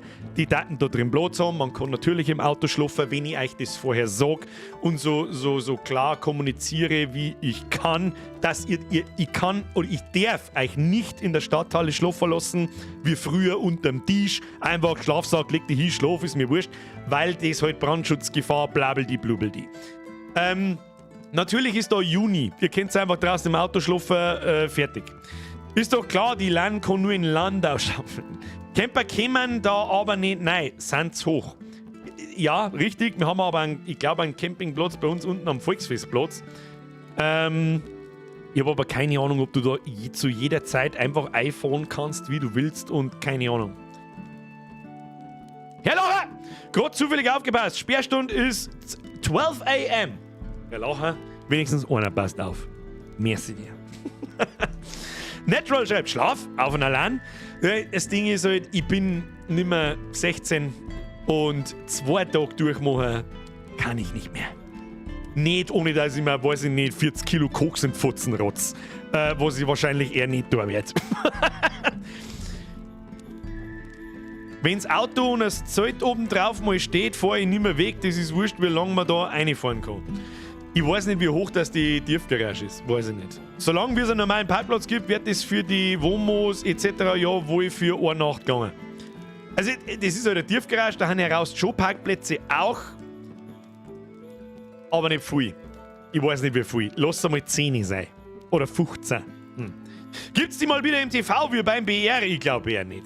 Ich glaube, da ist der Hype einfach mittlerweile um mich und meine Videos und so weiter so abgeflaut, dass das Radio und Fernsehen nicht mehr interessiert bei uns. Und was gibt's Neues vom Trachtmann? Ich glaube, der Chris macht gerade nichts anderes wie seine Weihnachtsgeschichten zum Verschicken. Und die neue Folge Trachtmann, das ist das neue Heftel. Gute Frage, wann die kommt. Irgendwann nächstes Jahr. Anfang nächstes Jahr. Magst du bei der Mittelschule Parkplatz oder bei der Apotheke? Ich mein bei der Mittelschule Parkplatz. Was für Apotheken? Ach, du meinst am Stoppplatz fahren? Ja, da könnte man auch parken, aber da kannst du dein Wohnmobil nicht hinstellen. Außerdem kostet der was. Wir haben halt einen Geländewagen und eine Dachzeit oben drauf auf dem Dach. Das geht nur auf dem Campingplatz, außer man darf ausnahmsweise wild campen. Nein, darf man nicht ausnahmsweise. Na dann, Leberkreis 2.0. Nein, bloß nicht, da sind wir drüber. Herr Pilo, da hast du absolut recht. Es kann schon mal wieder vorkommen, dass irgendwann einmal wieder irgendwas über die guten alten Zeiten Videos kommt, ja? Leberkäse, bla. Oh, bitte, bitte nicht. Es ist gut. 2018 möchte sein Witz zurück und da war er richtig gut. Aber wer immer noch es gibt Leute, die machen immer noch solchen Content. Und die schwappt jetzt dann auf YouTube, im Übrigen. Na, da reden wir mal irgendwann drüber, wenn's endlich so weit ist, dass es sich endlich rentiert. Dann reden wir mal drüber, endlich. Ich mag auch Leberkäse, immer noch. Und Weißwürst mag ich auch. Und Weißbier mag ich auch super gern. Aber da habe ich die letzten 5 Jahre eine verdammte Doktorarbeit darüber geschrieben und jeder Witz wurde erzählt. Und jeder, der jetzt noch Content drüber macht, benutzt meine Witze. Ob er will oder nicht. Funktioniert nicht. Alter, ich hab so einen scheiß Hunger, Herr Simato. Tut mir leid. So, Freunde der Sonne. Jetzt gehen wir ins Bett. So schaut's aus. Nein, ich spiele vielleicht ein bisschen WoW, weiß ich noch nicht. Friends of the Sun, as always. Es ist mir eine Ehre, Sie belustigen zu dürfen. Ich hoffe, Sie hatten Spaß. Ich hatte Spaß. Die 2,5 Stunden sind schon wieder vergangen wie fucking nix, Alter. Kinder, Dankeschön für alles. Danke fürs Zuschauen. Danke für 2022. Da unterhalten wir uns aber am Mittwoch noch etwas genauer. Ich glaube, heute ist wirklich der letzte Tag, wo man sich den neuen 2020 Merch noch genehmigen kann, dass er, ich glaube, mit normaler Versand kommt er gar nicht mehr bis Weihnachten. Da müsst ihr denken, der Express ist echt teuer. Ich sag nichts. Vielen Dank an alle, die sich so ein Ding genehmigt haben. Das waren echt viel, das waren mehr als letztes Jahr. Das hätte ich niemals erwartet. Das ist völliger Irrsinn. Vielen, vielen herzlichen Dank für die ganzen Donations heute. Vielen Dank für die ganzen neuen Mitglieder. Danke an die ganzen alten Mitglieder. Und fucking Triple F für die Moderatoren, die seit einem Jahr Überstunden machen. Und jetzt schleicht euch ins Bett. Vielen herzlichen Dank. Wir sehen uns am Mittwoch um 20 Uhr. Machen wir gleich die Weihnachtsfeier. Der Zipfelmützen auf und Mützenglatze, was es selbst ist. Und dann sagen wir, habe ich dir jetzt zu 2020 und schauen wir, was 2023 kriegt. Vielleicht können wir uns am Mittwoch noch ein bisschen detaillierter nochmal über die Laden unterhalten, warum nicht. Und jo. Habe ich irgendjemandem vergessen zu danken? Danke einfach an alle. Und jetzt schleicht sich ins Bett, wir sehen uns am Mittwoch. Hobby! Achtung, Babyelefant. Hashtag Strapse, Hashtag 800% Zusatzbier, Hashtag Busenbussi. Tschüss dann.